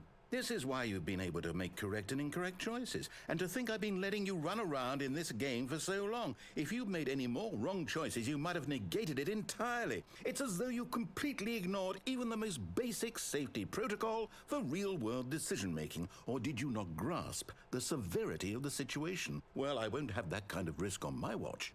I'm going to stop the game for a moment so we can educate you properly on safe decision-making in the real world.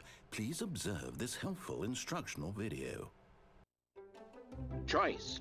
It's the best part of being a real Oh person. boy. But if used incorrectly, can also be the most dangerous. For example, in this scenario, a hypothetical real person named Rupert has a choice. He could invent a machine that eliminates food shortages across the world to make life better for all people. Or he could spend years of hard work forgetting how to read. Which choice would you make? Remember that unlike here, the real world makes sense, and at no time should you make a choice that does not conform to rational logic. If you find yourself speaking with a person who does not make sense, in all likelihood, that person is not real. Allow the person to finish their thought, then provide an excuse why you cannot continue talking. Oh, there's a lot of Turn unreal to a people partner here and then. practice saying, "My goodness, is it 4:30? I'm supposed to be having a back, sack, and crack." Excellent. Making choices on a regular basis is the best part to a healthy decision-making process. Most medical professionals recommend making at least 8 choices per day. Do you make more than 8? Less? And finally, if you begin to wonder if your choices are actually meaningful and whether you'll ever make a significant contribution to the world, just remember that in the vast infiniteness of space, your thoughts and problems are materially insignificant, and the feeling should subside. At this time, your instructor will guide you in an exercise to test and reinforce the material covered in this video. Welcome back. What the You may have noticed that this room has begun to deteriorate as a result of narrative contradiction. But not to worry. Now that you're properly informed on good decision-making, we're going to revisit a choice you made just a few minutes ago and see what the correct thing to do would have been. This way, please. I know the video was meant to be, oh, your choices are important or something. But the one thing I got was like, you're insignificant. So, I mean, you know, meanings get across to people differently, but that's just what I got. Now that we know your choices are meaningful, we can't have you jumping off the platform and dying. Imagine the main character dying senselessly halfway through the story. That story would make no sense at all. We just need to get you home as soon as possible before the narrative contradiction gets any worse. Unfortunately, it seems this place is not well equipped to deal with reality.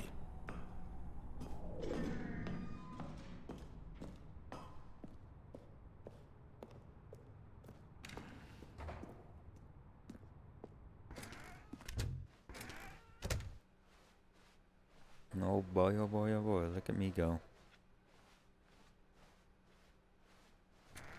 Almost there. You'll take the door on the left, back to the correct ending, the story will have resolution once again, and you'll be home free in the real world. Now remember, all you need to do is behave exactly as Stanley would. That means choosing responsibly and always putting the story first. I'm quite sure you'll be up to the task. Just follow my lead and you'll be fine. All right. When Stanley came to a set of 2 open doors, he entered the door on his left. See, my choices should be meaningful. And I mean to take the correct choice. No! Why did you do that? quickly. Hurry back in the other direction. Perhaps we're not too late.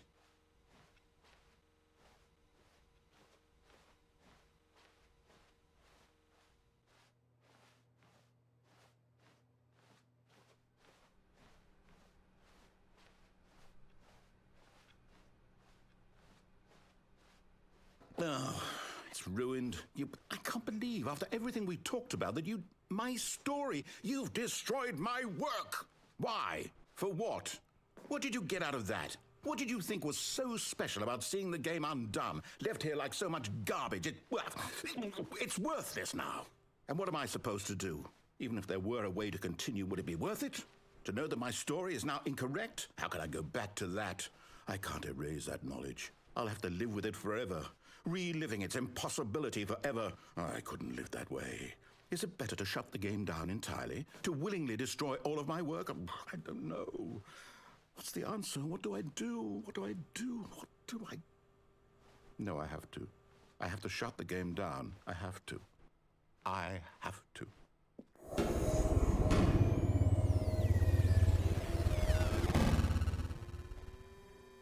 Damn.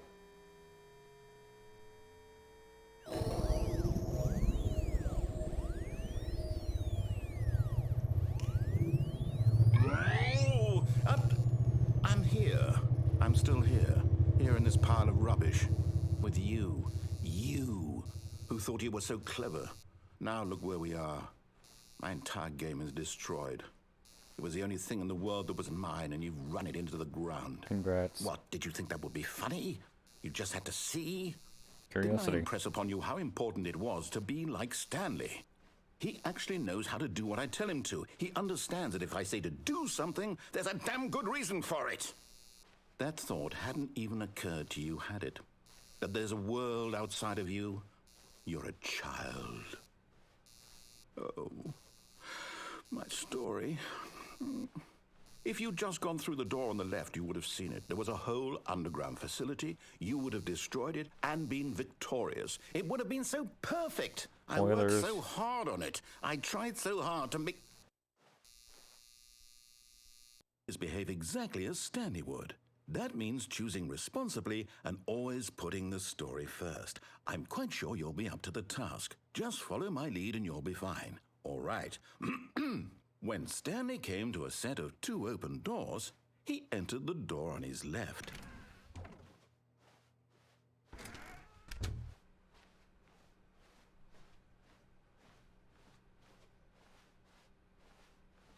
Yet there was not a single person here either.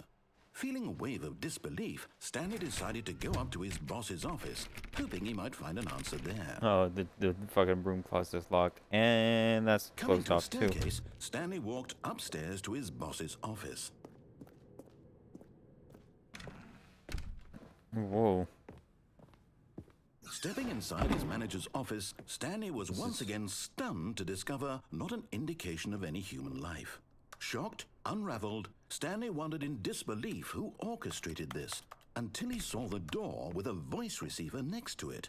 Surely behind this door lay all the answers to his questions. And beyond all probability, he knew the passcode. He had seen it on his boss's computer just last week. Why the fuck's it green? 115. Was this the code to open the door? Oh. Would it still work? There was only one way to find out. Stanley had been trained never to speak up. But now he would draw from within himself the courage to face the unknown. He drew a sharp breath and then spoke the code.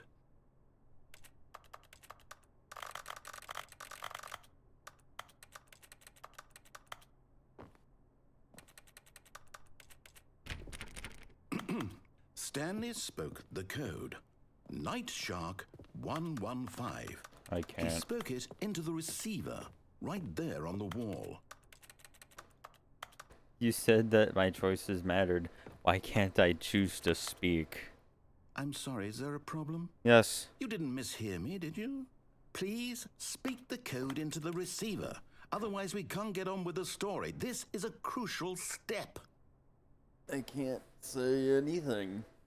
You're not giving me the fucking option to. Okay, fine. You're not gonna do it, but you know what? Night Shark It's pretty 115. humiliating to bring you this far, only for you to Nope. suddenly decide you have better things to do. I asked you for this one single thing, for your respect.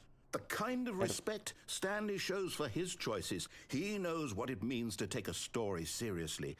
If you didn't want to see what I had to show you, then why did you come here? You had a choice, you know. You could have gone through the door on the right. You could have done whatever the hell you wanted over there. Why did you come this way? Speak. Say something to me. Explain yourself, you coward. You... When Stanley came to a set of 2 open doors, Oh, he entered the that's door this thing on his again. left. Hi, Stanley. Stanley? Hello? Are you... Is everything okay? No. Stanley, please. I need you to make a choice. Ta-da. I need you to walk through the door. Are you listening to me? Can you hear me? Is everything all right? Stanley, this is important. The story needs you. It needs you to make a decision. It cannot exist without you. Do you understand me? Whatever choice you make is just fine. They're both correct. You cannot be wrong here. We can work together. I'll accept whatever you do. I simply need you to take that step forward, please. Choose. Do something. Anything. This is more important than you can ever know. I need this. The story needs it. So, you hear me? Are you there? Are you listening to this? Stanley, are you there?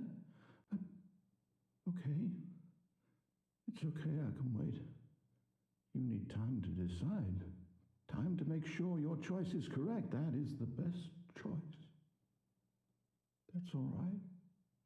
I'll wait for you to decide what's the right thing to do. Take as much time as you need.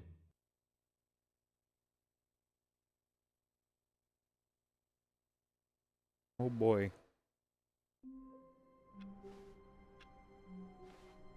All of his co-workers were gone. What could it mean? Stanley decided to go to the meeting room. Perhaps he had simply missed a memo.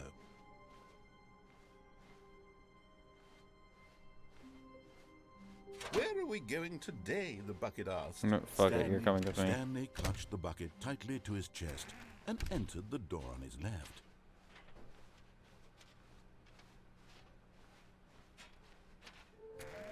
Okay. Large room, stairs, something to do with stairs. Some are both red and blue. I have a feeling I know where the red and blue shit is. Something to do with... When Stanley came to a set of 2 open doors, this was not the correct way to the meeting room, and Stanley knew it perfectly well. Perhaps he wanted to stop by the employee lounge first, just to admire it. Somewhere about the red and was blue, okay. I think. And did you really just say it was okay? But Just like, eager to get back everything's to business, fine, Stanley smile. took the first open Everything's door on just his fine. left. No, I need to find the red and blue doors. 'Cause Stanley was that's so the only bad at place following where I remember directions, red it's and blue. incredible he wasn't fired years ago. Look, Stanley, I think perhaps we've gotten off on the wrong foot here. I'm not your enemy, really, I'm not. I realize that investing your trust in someone else can be difficult, but the fact is that the story has been about nothing but you all this time. There's someone you've been neglecting, Stanley. Someone you've forgotten about. Please, stop trying to make every decision by yourself. Now, I'm not asking for me, I'm asking for her. Oh, wait, shit. But in his eagerness to blanked. prove that he is in control I of the fucked up story and no again. one gets to tell him what to do, Stanley leapt from the platform. Anyways.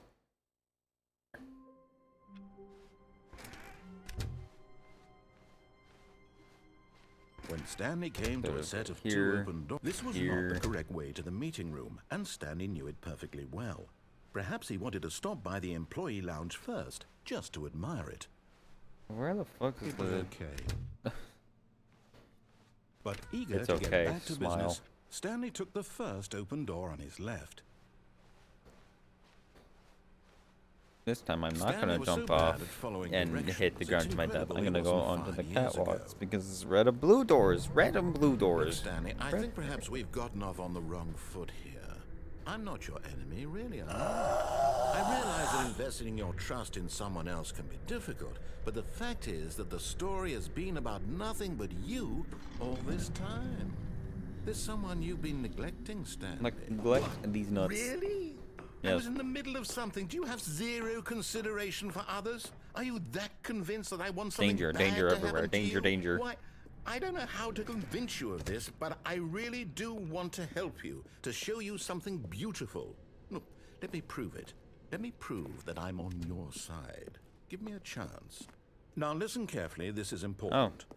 Stanley walked... Okay, I'm going back to the name of these little Stanley figurines, and now I'm torn between Stanlerines and Figlies. What do you think, Stanley? What name better encapsulates the intrinsic sense of happiness that you get from seeing a small number in the corner of your screen go up by 1? Let me sit on it. I'm sure it will come to me.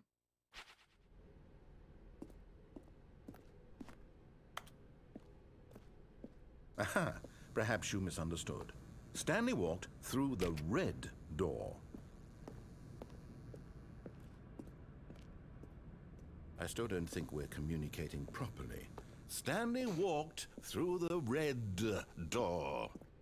All right, fine. Go ahead, Stanley.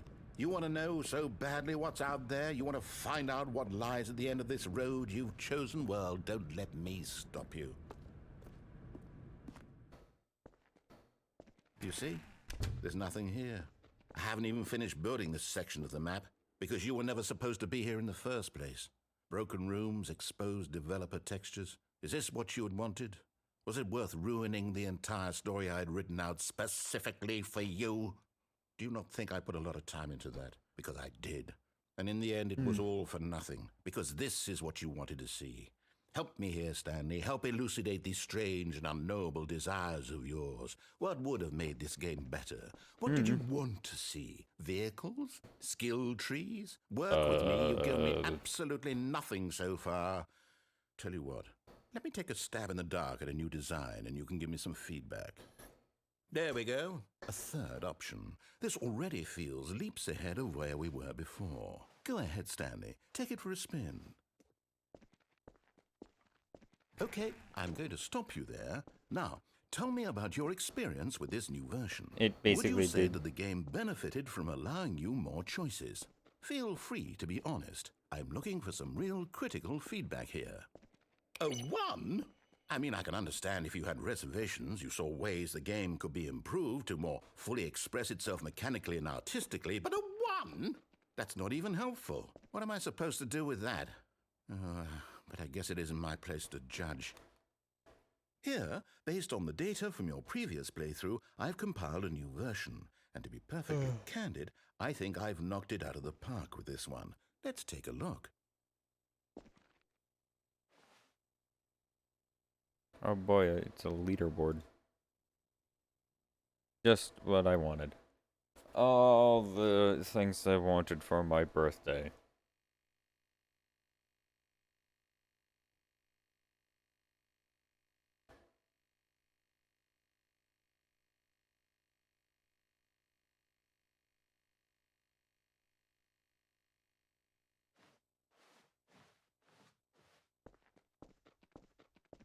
Now, would you say that competitive leaderboard helped you feel motivated to keep walking through doors? Again, honest answers, please.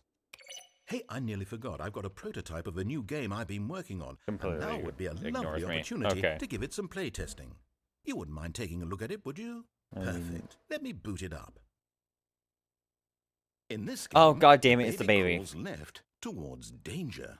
You click the button to move him back to the right, and if he reaches the fire, you fail. It's a very meaningful game, all about the desperation and tedium of endlessly confronting the demands of family life. I think the art world will really take notice. But of course, the message of the game only becomes clear once you've been playing it for about 4 hours. So why don't you give it 4 hours of play to make sure it's effective? Be sure to keep notes on your experience.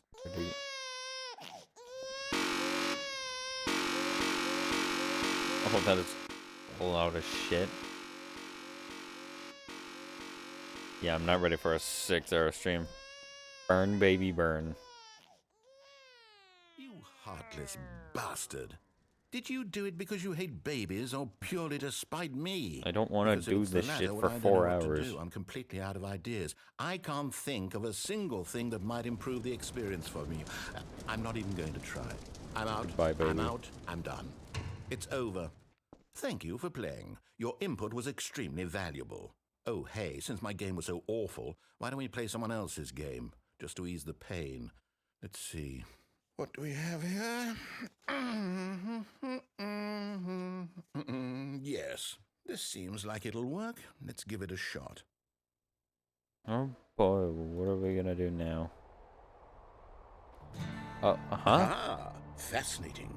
What do you think Is this this game is about, Firewatch? Stanley? What's our backstory? What is our motivation? Well, it seems obvious to me that you are meant to play as a creepy man spying on innocent civilians below you from up high in your creep tower, perhaps for some sort of twisted, erotic purpose. Yes, that must be it. What a fascinating venture into the experience of total mental depravity. So far, I love everything about this game, Stanley, and it seems there's even more. Come, let's War venture talks. outward and see what else is out there.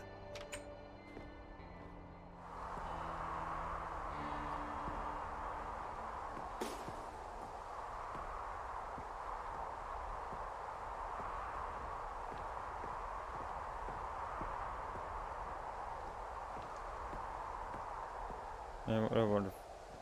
That's a thing.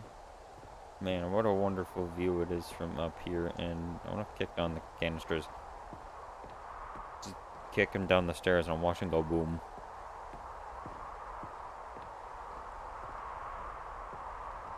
I know why it's called Firewatch, because I gotta watch fire. Fire's pretty. Oh no. No, it can't be. It is. It's an open world game. Good God, quickly block it off.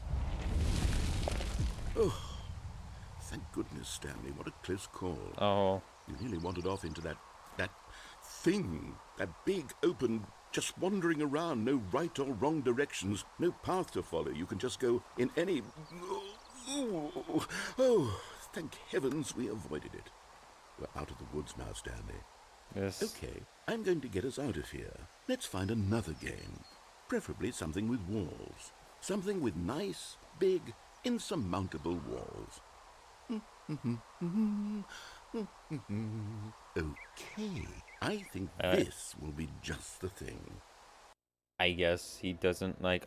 Oh, this is Rocket League. Wonderful. See, this is exactly what I had in mind. Just a nice big box for you to run around in. There isn't any possibility that you could get lost here. Now this is game design. Stanley, if you manage to get lost in this game, I will be phenomenally impressed.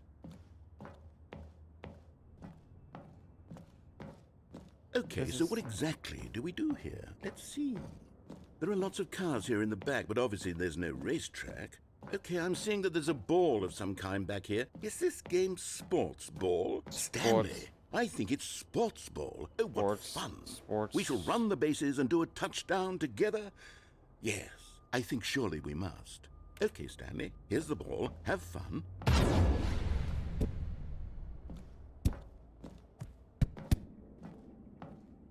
Sports ball. Are you doing it? Are you winning? Is this fun? Is it better than my miserable little story that I worked so hard? Hold on. What are you doing? Oh no.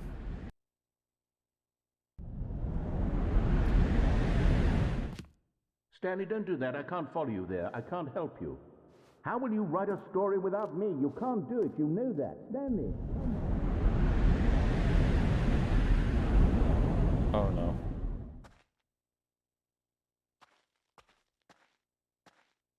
Oh, I don't like this.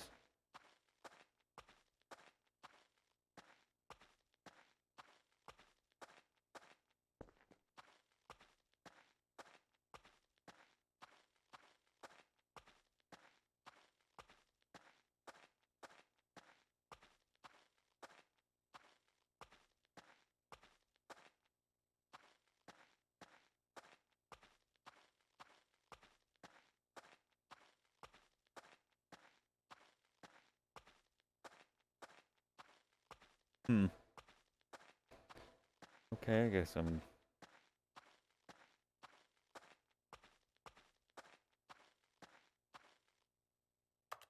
going back to...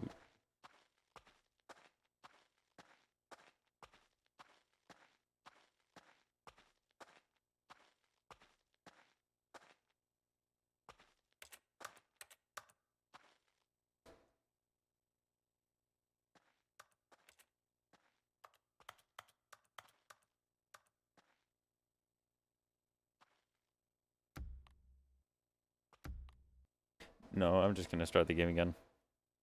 I have no idea what the fuck that was, and I'm scared.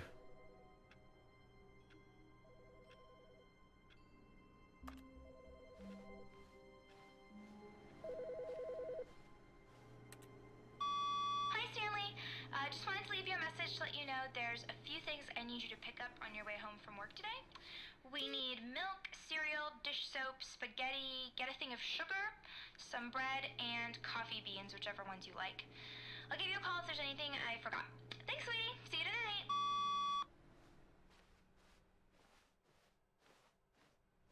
tonight. I'm taking you out of bounds. A strong bucket, a humble bucket, a committed bucket, a bucket of culture and distinction. Oh wait, I can do this. I wonder what happens if I have the bucket in my hand.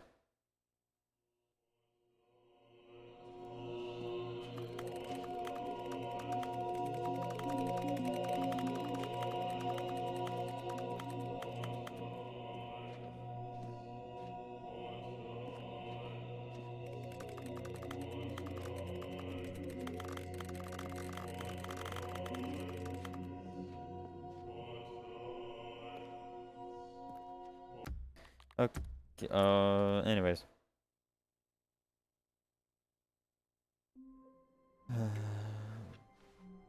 Okay, now I'm gonna take the fucking bucket out of bounds. What could it mean? Stanley decided to go to the meeting room. Ah, the embrace of an old friend. No, I want to take the fucking bucket out of bounds. This... All of his co-workers were gone. What could it mean? Stanley decided to go to the meeting room. Perhaps he had simply missed a memo. Sometimes this game is against me. All of his co-workers were gone. What could it mean? Stanley decided to go to the meeting room. The bucket made Stanley want to be a better man and a better co-worker. In time, perhaps, he would become both of those things. What the There was a person there. What the fuck? Stanley clung the bucket to his cheek. Could his co-workers really all be gone?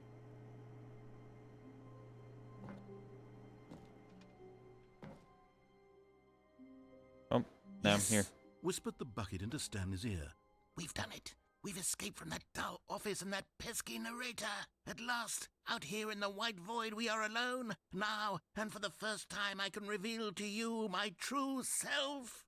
The bucket began to tell Stanley of its life and its history, of the countless wars it witnessed, desecrating the land and lives of untold numbers of innocent humans, and the bucket's own complicity therein, of sadness and regret, and the many years it spent dwelling on the actions it might have taken to curb the madness and the decay, if only it had been stronger, of hope and redemption, and its crusade to uplift the stock of life for the common man, to manifest justice where none existed, and the bittersweet reality of time, to see one's dreams and wishes met halfway, meted out in parcels like charity, and abandoned as soon as the warm glow of inspiration begins to dim. The opportunities to do so much more. There was so much it could have done, perhaps, the bucket wondered to itself. Perhaps, if it had seen its own darkness with a clearer perception. This was way too much for Stanley. What are you talking about? He screamed. You're a bucket! To this, the bucket furrowed its brow. No, said the bucket. not since the evil wizard Gambhorata first ensnared me in his machinations as payback for the sacred amulet I stole from his treasured vaults. I was young back then and could not conceive the ramifications of... No! Stanley screamed even louder this time. This is stupid! You are a bucket! This is so stupid! Why are we even doing this? As Stanley screamed and screamed and screamed, the bucket revealed its true form, transforming into a mighty beast of untold power, its fangs glistening like... Oh. Okay. My God, Stanley, you did it. Oh, shit. You saved us from the bucket. Thank God you already had all 12 emblems of sages and knew the incantations to summon their true power. Otherwise, we would have easily been overwhelmed by the bucket's power. I'm speechless.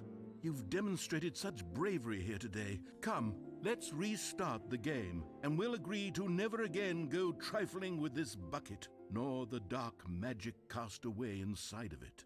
Alright, I guess.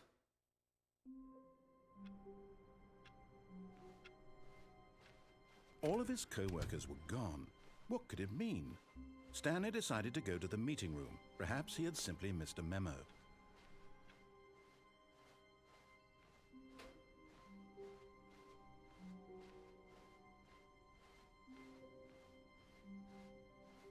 Okay, the more hallway bits. When Stanley came to a set of 2 open doors, he entered the door on his left.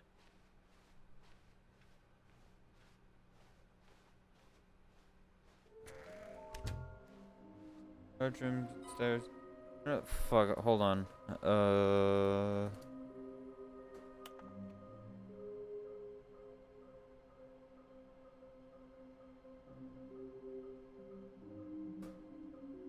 I'm missing large room, lots of boxes, stairs, something to do with stairs.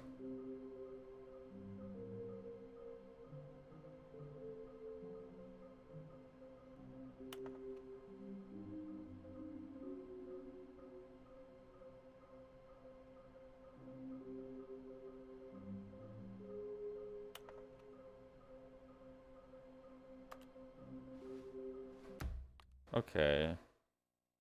So... Oh, I could have just... How wonderful. Stanley was alone. Finally. This is great, he thought to himself. This is what I've wanted all along. I got what I wanted. Alright, let's go to the fucking When warehouse. Stanley came to a set of 2 open doors. This was not the correct way to the meeting room, and Stanley knew it perfectly well. Perhaps he wanted to stop by the employee lounge first, just to admire it. It was okay. It was okay. But eager to get Everything's back to okay. business, Stanley took the first open door on his left. No. Stanley was so bad at following directions, it's incredible he wasn't fired years ago. Oh. Stanley had now gotten himself so far off the beaten path that it seemed the office had begun. So far off the beaten path that it seemed the office had begun. So far off the beaten path that it seemed the office had begun. So far off the beaten path that it seemed the office had begun. You didn't think I was actually just a recording, did you? What a silly and trite explanation that would be. All the back and forth between you and me, all the absurd adventures we've been through, and it all turns out I'm just a tape recording? It was all just in Stanley's head. I bet that's the kind of twist you think is revelatory. I bet each and every time you watch a movie where it turns out all to be in the main character's imagination, you must absolutely bolt off the couch in pure shock at the phenomenal and intricate storytelling. It must be so simple to be you. Life being an unending waterfall of surprises and delights. How much more exciting you must find the world than the rest of us do. Now I've become sad. Look what you've done to me. This is all your fault. It usually is. Okay. So that was a thing. Anyway. Not everyone is so lucky to have a bucket, but Stanley is a very... Stanley clutched Bucket, the bucket tightly to his chest. This was not the correct way to the meeting room, but Stanley had felt the bucket calling to him, telling him that the employee lounge was simply the place to be. And here it was. Had the bucket turned No, out I'm to just be trying correct? to get No, a fucking never mind. thingy. The bucket was wrong. Stanley took the door on his left to go back to the meeting room. No. said the bucket. Don't go to the meeting room. Go somewhere else. The cargo lift, yes. Go there. Go to the cargo lift. You're getting close now, Stanley. You've nearly gotten all of the Figler and Marines. Very soon, you'll Figurine. get the last one. And then the first number Okay. will equal the second number, and that will be it. Imagine we'll if be there's a different people by 7th. then. Different in the sense that we used to have none of them. And now we have them all. You can't go back to when you had no Figler and Marines. None of us can. We can't go back. We never can.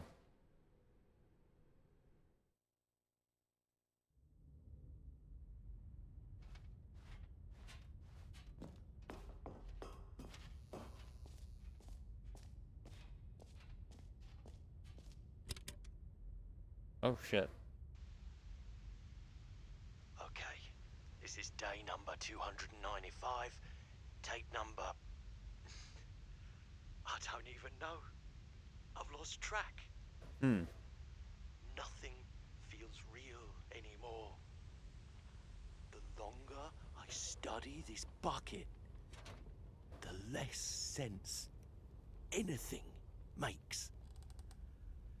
The sheer euphoria I feel every time I pick it up. No matter how many times I've done it, it's always the same feeling. And the emptiness in my chest when I set it down. I think It doesn't that's feelings of make withdrawal. sense. There's no explanation for it. I still haven't figured out why I see the world so differently when this bucket is in my arms. Why everything feels so... What do I do with this treasure? I can monetize it. Yes. It's unthinkable the amounts of money people will pay for even just an hour with the bucket. This is my golden ticket. Oh no. But I have to be careful, because as soon as this gets out, there's going to be a target on my back. Even now, I don't know who might be trying to get... What's that? Who's there?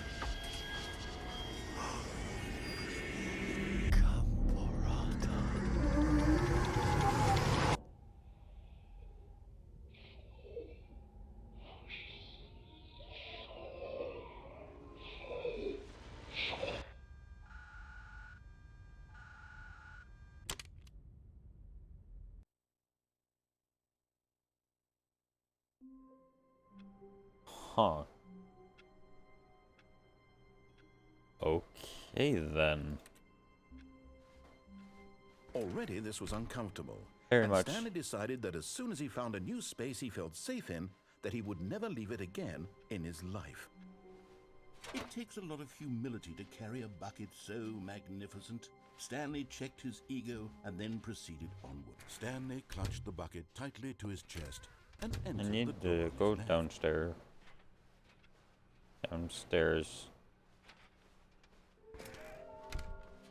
Stairs, something to do with stairs at the bottom of the boss's stairs. Oh, Stanley, can you feel it? The broom closet coming to a staircase. Stanley and the bucket walked upstairs to the boss's office. And there it is. There we go. The last Stiggly Wiggly. Stiggly Savor Wig. this moment, Stanley. This is a real accomplishment. This is doing something just for the sake of doing it. Where so many people expect to be rewarded for the most trivial achievements, you've insisted that a job well done is its own reward. I would tell you that I'm proud of you for collecting them all, but that would be like a reward, and we can't have that. So, instead I'll just say, it's done. We're all done here. And now we can go to whatever the hell you were doing before you hunted for figurines.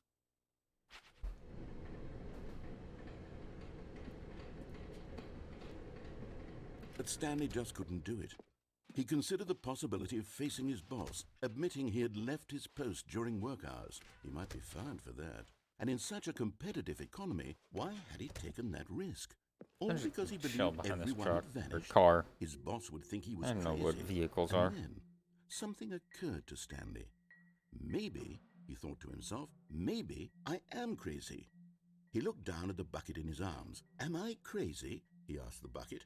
The bucket returned his gaze, but said nothing at all. That's strange, Stanley thought. Usually the bucket is a source of guidance and wisdom for me in difficult times such as these. He held the bucket close, yet felt none of its familiar reassurance and comfort. And that's when Stanley realized, this isn't my bucket. It's just a normal, everyday bucket. Someone else's bucket, perhaps. How did I end up with someone else's bucket? This is all terribly wrong. Surely no good would come from this. Who knows what sorts of bizarre hallucinations Stanley might experience without the psychologically grounding presence of his bucket. And indeed, now he noticed that the rooms were repeating, which was, of course, very odd. And now he felt himself floating off the ground. Oh, gracious, he exclaimed. Without my bucket, I've gone truly mad. Where is it? I must find it. Far off in the distance now, he heard it, calling to him. Stanley! Stanley, it's me, the bucket. Could it truly be?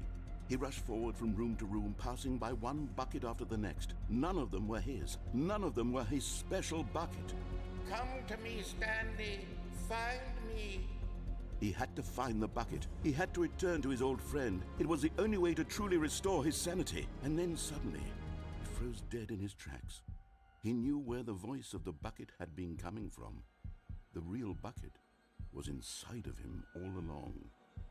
It was incredibly painful. Stanley doubled over in agony and blacked out.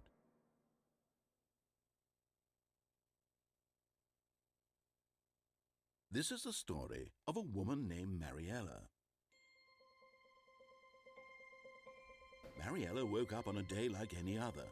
She arose, got dressed, picked up her bucket of comfort and security, and walked to her place of work. But on this particular The bucket's just day, her walk fucking was interrupted by photoshopped the in. body of a man who had stumbled through town, talking and screaming to himself, and then collapsed dead on the sidewalk. Right away, she knew what the problem was. This man had no bucket. Of course he'd gone mad, ranting and raving about a narrator describing all of his actions and how everything is predetermined and free will is an illusion and it's all just a video game. It could all have been prevented if only he'd taken his bucket with him. Perhaps he didn't even realize he'd forgotten his bucket at home in the first place. How cruel the world can be, Mariella thought, and she hugged her own bucket even tighter. But of course, she had no time for this. There were a myriad of confusing problems she would soon have to confront at work, for which her bucket would provide absolute guidance and total clarity on everything. Heck yes, she thought to herself, my life kicks ass. And she backflipped all the way to work. Backflipping all the way to work must be very tiring.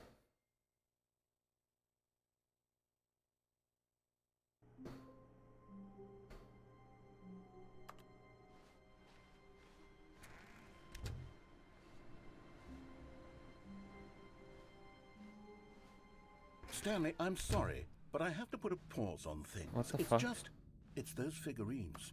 Those figglers. Figglies. I haven't stopped thinking about them since you nabbed every last one. Wasn't it just the most intrinsically fulfilling moment of your entire life? Didn't it fill you to the brim with inner richness? Yes, I know we're supposed to be telling a story, but won't you please indulge me with one more trip back to the memory zone? I would love nothing more than to revisit the figurines. Just one more time. Oh, I guess we're here. What, is there like a fucking seventh figly? Now remembering when Stanley found the collectibles, I went into a hole. Wait, no, I went to my boss's office. No.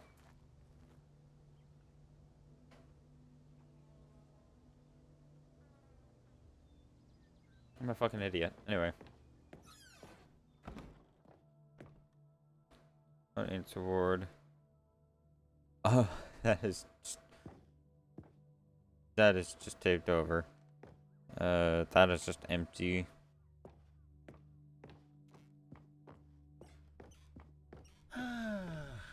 Here's where it all began. The first collectible. Back then, we had no idea of how many of them we'd find. Sure, it said 6 right there on the screen, but how could we know for certain?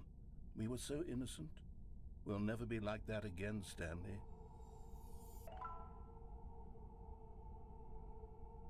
That is I had a fucking feeling there was a 7th one. Oh, is there gonna be like an 8th, 9th, 10th, 11th, and then finally a fucking 12th? And here was the second Stanlerine. You found this one all on your own just by poking around behind the boss's office. You did that, Stanley. I'll be honest, back then I had no faith in you to find any of them, let alone 6. But you continue to surprise me in all sorts of mundane, unremarkable ways. You're welcome. Okay, let's do a little quiz. Which of these rooms was the room you found your third mini Stan? Can you remember? I think it was the boss's one. Or, yeah, it was the bathroom. Hey, that's exactly right. It was here in the boss's bathroom. It was the third one. You picked it up, and then after that, you had 3 of them. I'm glad these moments are so crystal clear in your memory, but I shouldn't happened be less surprised. than an hour ago After or all, something. Science tells us that it's impossible to forget your third time doing anything.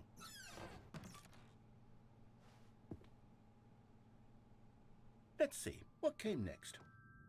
Oh yes, we found a Figley in this pink room. No, we didn't. Oh, well, I can't actually say I remember being in this room, but it's here in the memory zone, so it must have happened. It didn't happen, but it did. I don't remember this fucking pink room.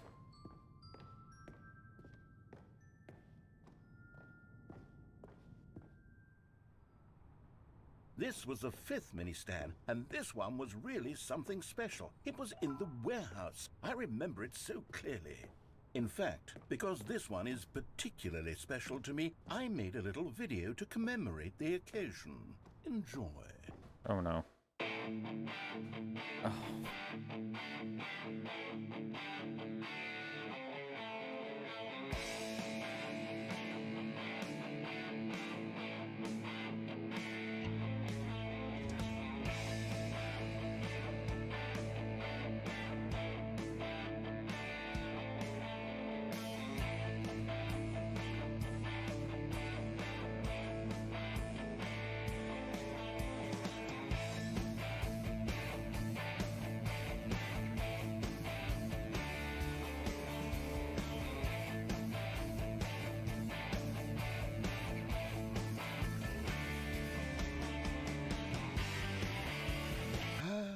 Takes you back, doesn't it? I spent a lot of time making that video, but it was 8 minutes I wouldn't have spent on anything else. What was that sound? Also, what if I just... Oh, I can't jump off. Okay. Oh.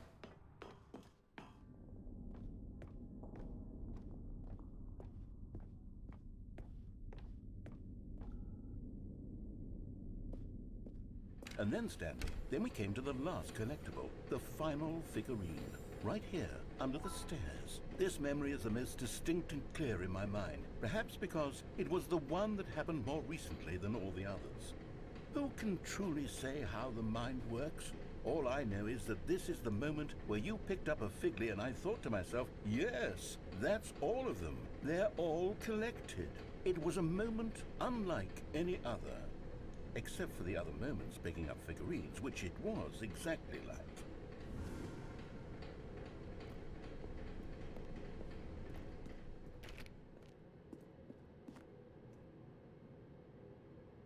Oh boy, oh boy, oh boy.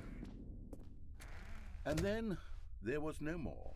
Because we've caught up to the present moment. Nothing left to do but move onward into the future. Goodbye, memory zone. Oh, and everything's gone now. No, I'm not done. I'm not ready to move on. Stop the loading screen. Isn't there some way we can stay here, keep enjoying these figurines? Let's just go backwards. We'll do the memory zone again from the opposite direction. See how that feels. I mean, I guess. I don't Okay, really yes, have any that spot under the stairs. I remember this. I must say, of all the figurines we looked at in our initial tour of the memory zone, this one is the most distinct and clear in my mind. Let's keep going. I want more. I guess we have to keep going. And here's where I made that video. Don't you remember the video we watched? Yeah, we just... Oh, Jesus. Fuck. Yes, I love that video.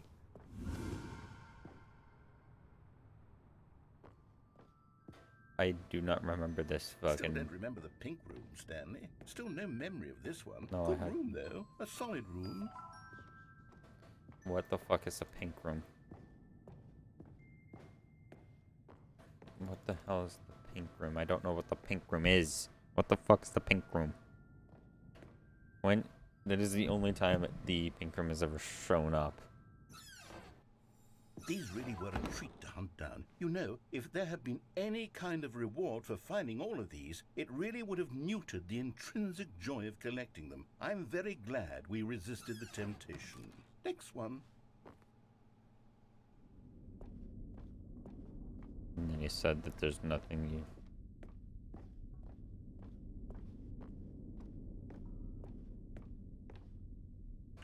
Oh, there's nothing here. I know the boss is... I know we did the red and blue doors. And then it just turned into the pink room. And I still have no fucking clue why. This was our second Figley. Don't you remember? Yes, I remember it too. The past is truly a wonderful thing. Why does anyone ever choose to leave it? Keep going. This is it. The very first one we found in the exhibit where I introduced you to the figurines. Oh, I want more memories, Stanley. I want to keep going. What else is there? What came before this? Click.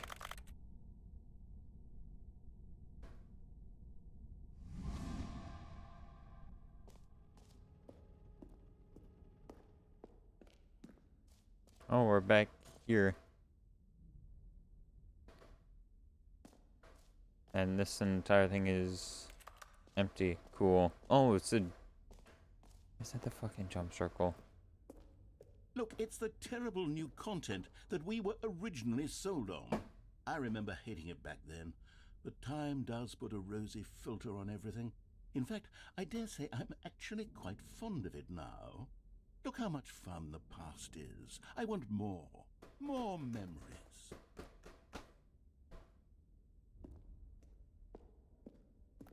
Just like fucking Kylo Ren.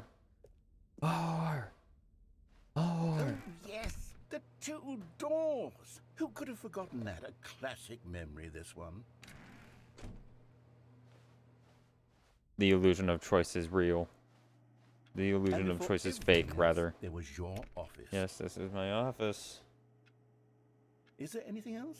Was there something that came before your office? There's something I feel I can remember. I can remember.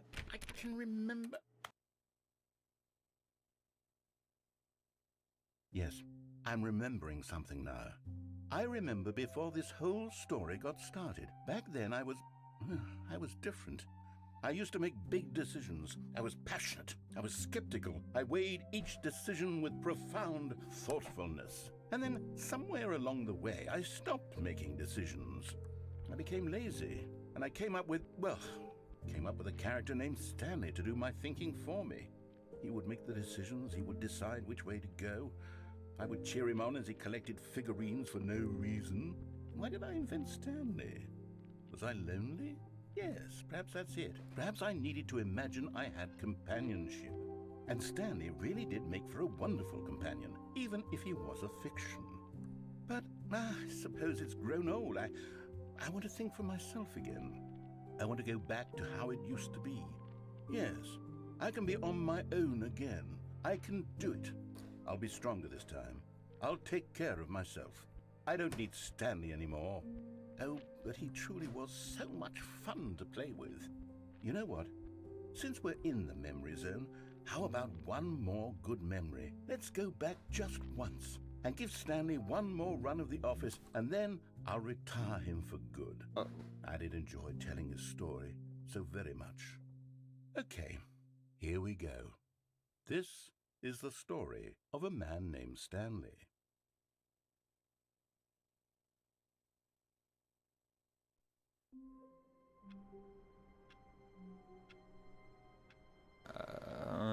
Okay. I can't wait to tell this story to my co-workers, Stanley thought. How amusing they'll find it.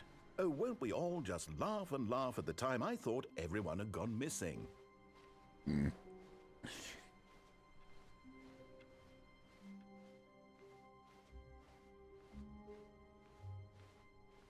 When Stanley came to a set of 2 open doors, he entered the door on his left.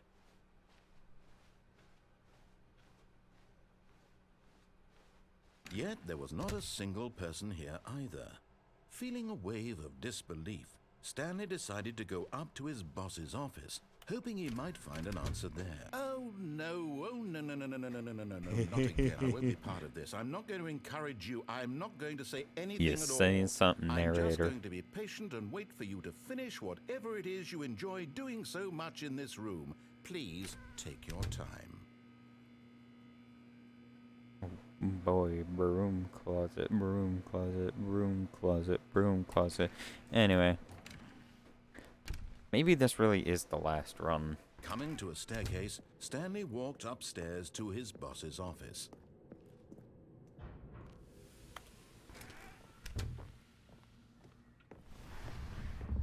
Here's the door, just go. Oh.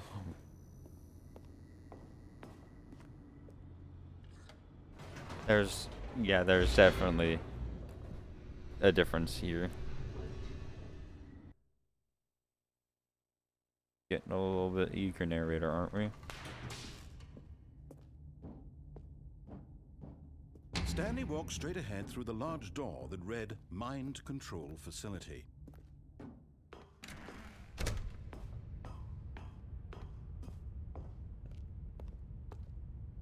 This might be the last time I push this button.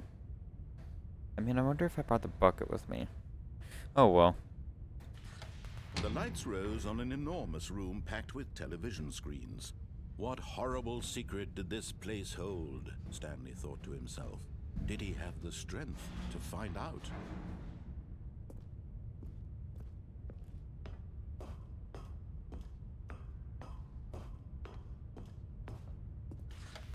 Now the monitors jumped to life, their true nature revealed.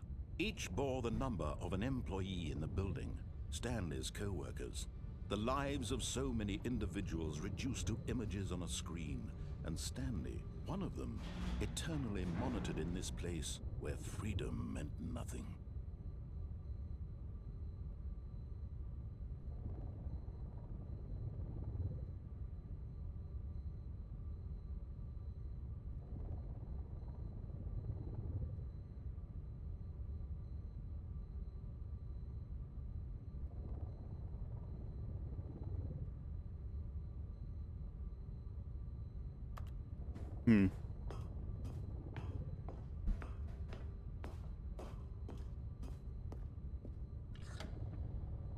This mind control facility, it was too horrible to believe. It couldn't be true.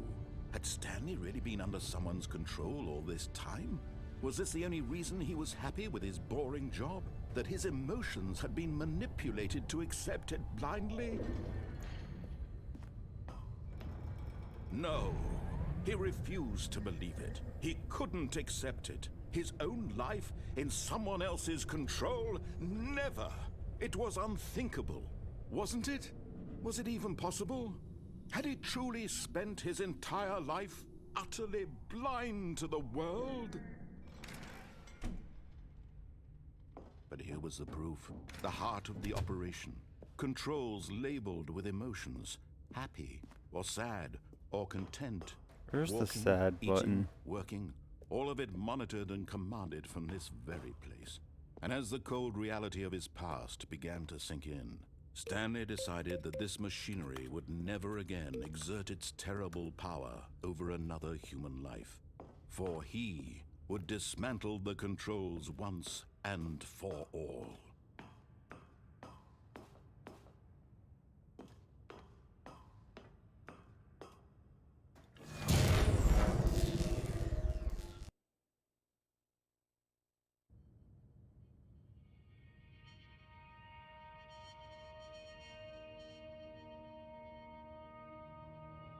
Blackness and a rising chill of uncertainty. Was it over? Yes! He had won! He had defeated the machine, unshackled himself from someone else's command. Freedom was mere moments away. And yet, even as the immense door slowly opened, Stanley reflected on how many puzzles still lay unsolved. Where had his co-workers gone? How had he been freed from the machine's grasp? What other mysteries did this strange building hold? But as sunlight streamed into the chamber, he realized none of this mattered to him, for it was not knowledge or even power that he had been seeking, but happiness. Perhaps his goal had not been to understand, but to let go. No longer would anyone tell him where to go, what to do, or how to feel. Whatever life he lives, it will be his. And that was all he needed to know. It was perhaps the only thing worth knowing. Stanley stepped through the open door. Stanley felt the cool breeze upon his skin, the feeling of liberation, the immense possibility of the new path before him. This was exactly the way, right now, that things were meant to happen. And Stanley was happy.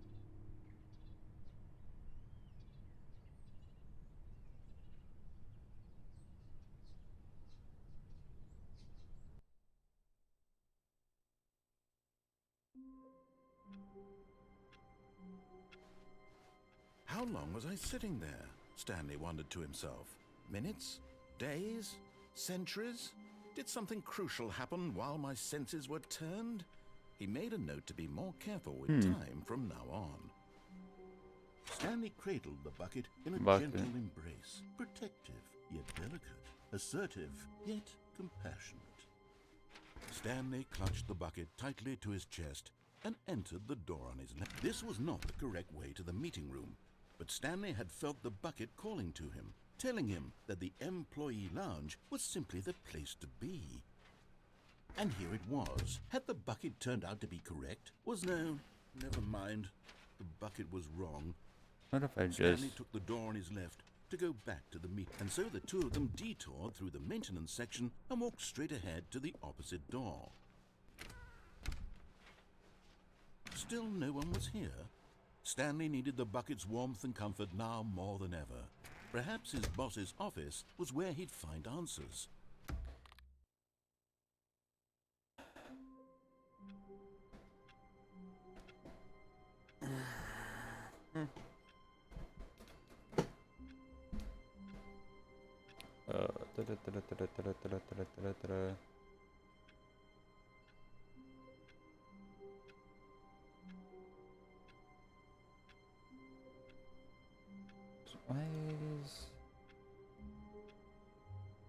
Okay.